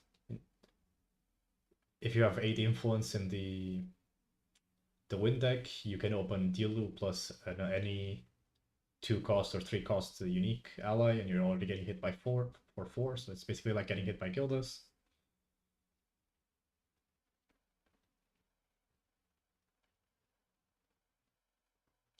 Okay, so Sango is choosing to go first.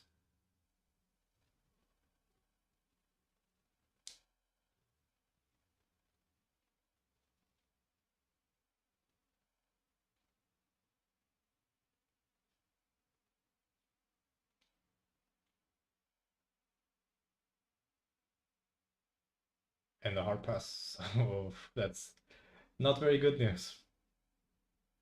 There's not many things that can be casting at fast speed on a 7 card opener. So we'll see. We might be seeing an off turn to backup charger from Songo.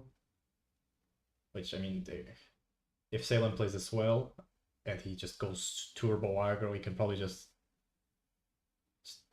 essentially aggro him out of the game. Like if you drop a deal and you drop a unique right now, you're getting in for anywhere from 4 to 5 probably. Your opponent has the backup charger because their opening hand isn't very good, so you're probably getting in again next turn. You just drop another unique and you oath. You just high roll them like crazy.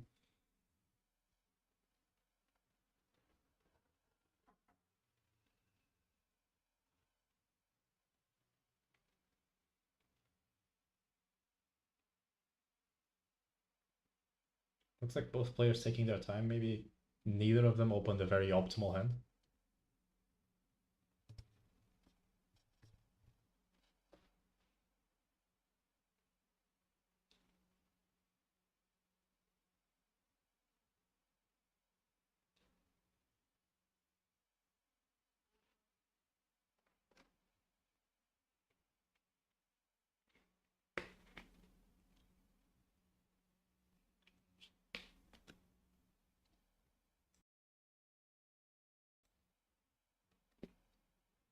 Lots of thinking. Maybe he has a Gildas and he's thinking how he's going to balance it. Or Jean Fei.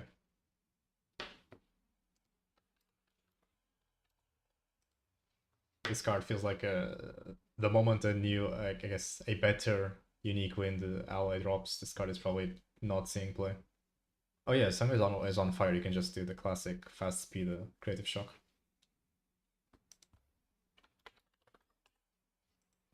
So yeah, Zhang Fei, a very weird card. Essentially, it's just a unique Wind Rider Vanguard.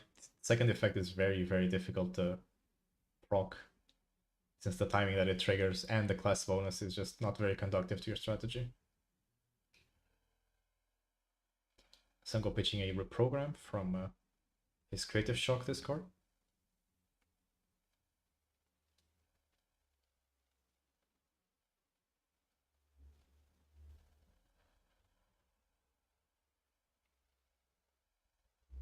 Salem putting 2 cards down for is it a deal? It's a Parsonet.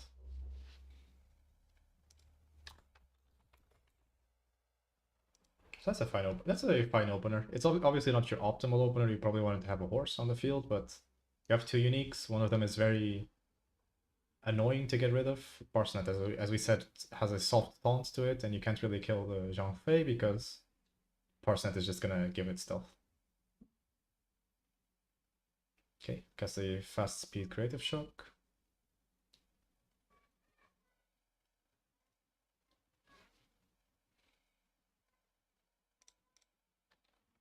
Let's update the life totals here real quick. There we go.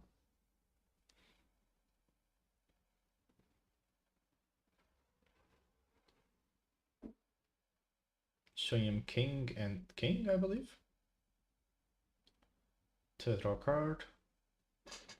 Got a strong interceptor on the board. Sadly, cannot contest Parsonet, and it very likely won't be able to contest Zhang Fei because it's very unlikely that this board doesn't get buffed by Oath or Attune.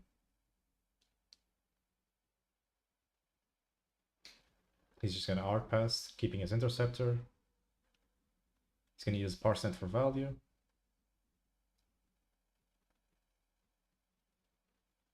He's keeping it on top. You're forced to reveal that card. Okay, he's keeping. And it is a Oath of Sakura, so yeah, the clapback next turn is gonna hurt tremendously.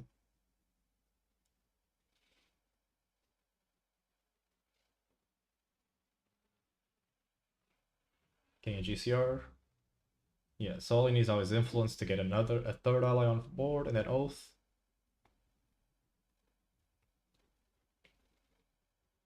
And Sylvie has fairly low HP. This might just kill you. Or it puts you at a life total that you just really cannot come back from. But I guess he's not going to be able to present in a unique ally, an oath, and a stifling trap, so you can always just turbo out into a level 3.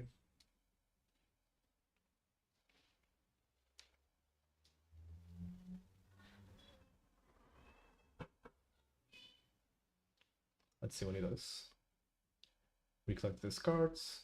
All you have to do is have a unique ally in your hand, essentially. And then you're just hitting for a ton. Ideally you want a horse, but if you can't have a horse, it just is what it is. I guess the tension in this deck comes from you need to have a unique ally, but you can't have the same unique ally that you have on board, so essentially every Parsonage that he has in his hand, or a Zhang Fei, or that he draws is a dead draw. Let's see what he's playing. 3, could be a Lube, Gildas. It is a Gildas. He's taking it back, thinking about it. It still is a Gildas.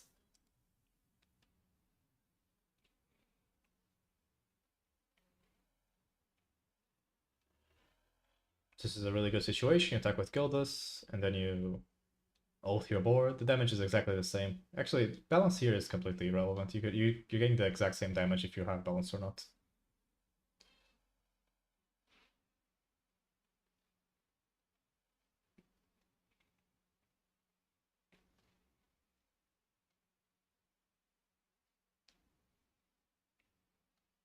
They're setting their cards aside. Looks like they were maybe they're doing something external to the game, maybe just talking to someone or answering a call. It's kind of there are 7 minutes left in this round, so yeah, it looks like he was answering a call.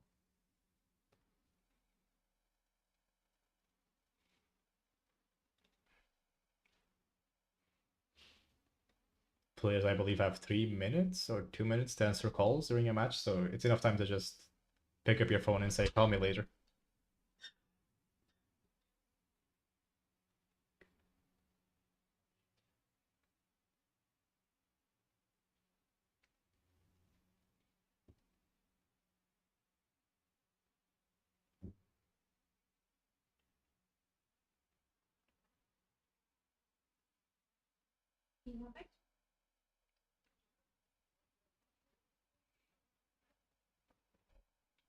So he puts 3 cards. Oh, still thinking about his oath turn. Attacks with Gildas first because she's balanced, but again, it's irrelevant. The total damage is going to be the exact same.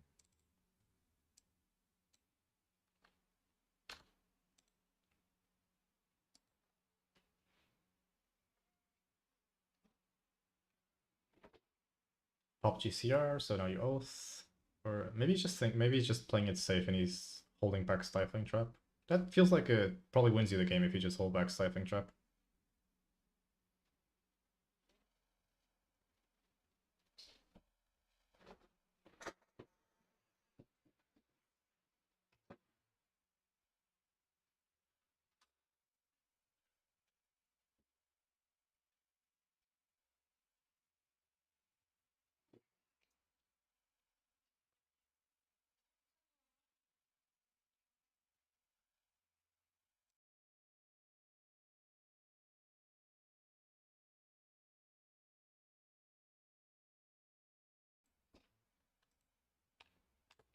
So once again, he ults his board. This time he attacks with Parsonage, which is smart play probably.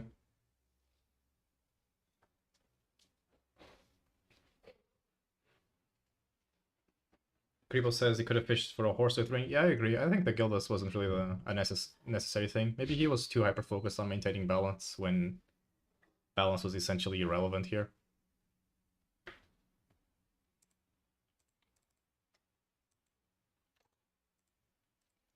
So at 15, going to Sylvie to escape the wreckage pre-Rico. It's Baby Gray. It's hard digging for a dungeon guy. It probably isn't. I mean, he still needs like dungeon guy, 2 lustrous. It needs a lot of resources.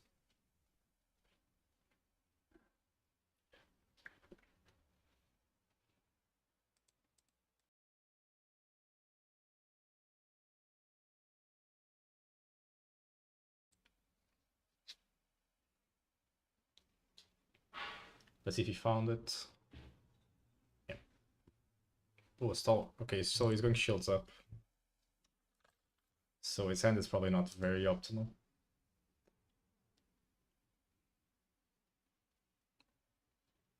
Yeah, and he passes. So yeah, this a rough game. A rough game for Songo, it seems. The Window Isaac has been having some really consistent games. Again, I said earlier, even in game 2 where they didn't, I guess they didn't really high roll any of these games, but they still been able to play the game. Like it always feels like you're doing. It always feels like you're getting your game plan off. You're doing this wind aggro thing with your legendary, with your uniques.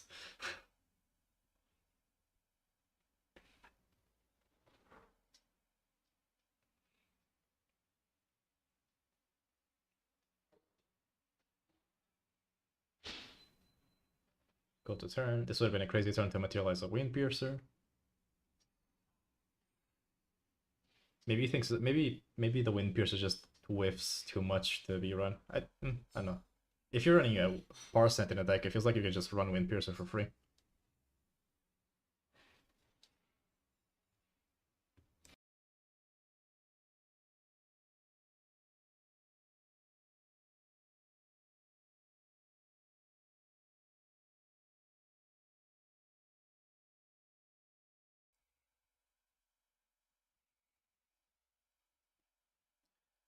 Because like the problem here is that it by going shields up, and even if you do find a dungeon guy, if you're Sungo, you're also giving your opponent time to just find a stifling trap, or even just holding memory to or call resources to use that stifling trap. Like this deck has to tap out a lot of turns to do its thing. So in the turns that it doesn't put all of its hand into its memory, it feels extra scary. Okay, so he's doing smoke bombs, assuming he's gonna try to kill him now. It's has to get through an interceptor, a stalwart shieldmate, and a possible resolute stand from his hand. So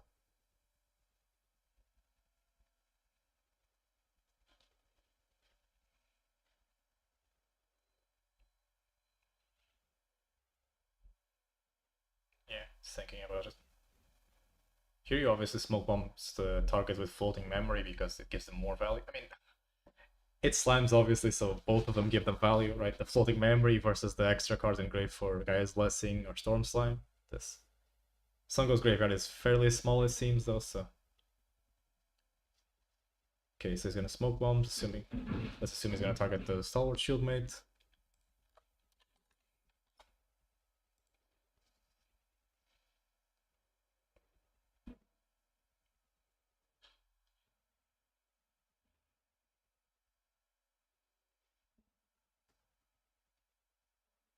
And Dream Fairy the other target. Okay, so this is a worst case scenario for Sungo.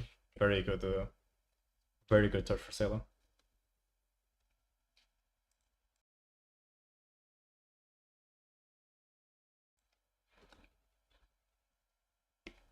Let's see if he has a resolute stand to bail him out of this one.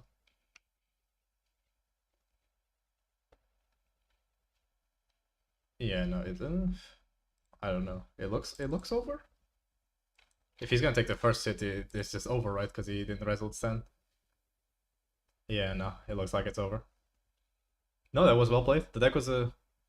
Okay, so he had another. Yeah, he had a Gildas and a Parsnip in his hand, a Zephyr, Deflecting Edge, a Guan Yu, and I can't tell what that card is. Oh, it's a backstep.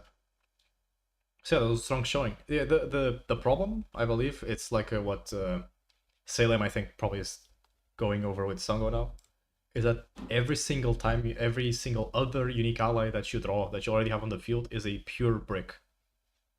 So it's like you have a lot of filtering, you have a lot of cantrips, you have a lot of glimpsing, but you're not going to be safe from not drawing into these bricks occasionally.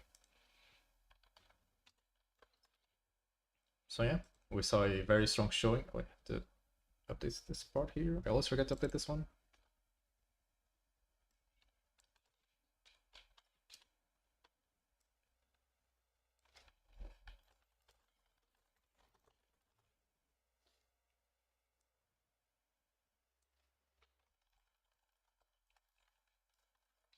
we go. So yeah, I mean, this looks like a real deck. I'm excited to see if it's gonna be shown in Toronto tomorrow. Because I mean, my main takeaway with this deck is that if it is shown in Toronto, they really need to come up with a new name for this deck, because saying unique wind allies is a lot of words, and it gets very tiresome very fast. But yeah, it just feels like it feels like stronger willies, right? You guys do have a lot of text on them. They have a lot of utility. I mean, you don't have the high roll of doing like Phalanx Captain into ally spam things, but the deck is super strong. The ult of Sakura play is extremely strong. There's a lot of burst damage from nowhere. You have a lot of tools to get over taunts, over interceptors. I'm still, in my opinion, I still think that they should be running Wind Piercer in this deck. I see no reason why you should not be running Wind Piercer in this deck. It just gives you extra reach. But yeah, so that was it, guys.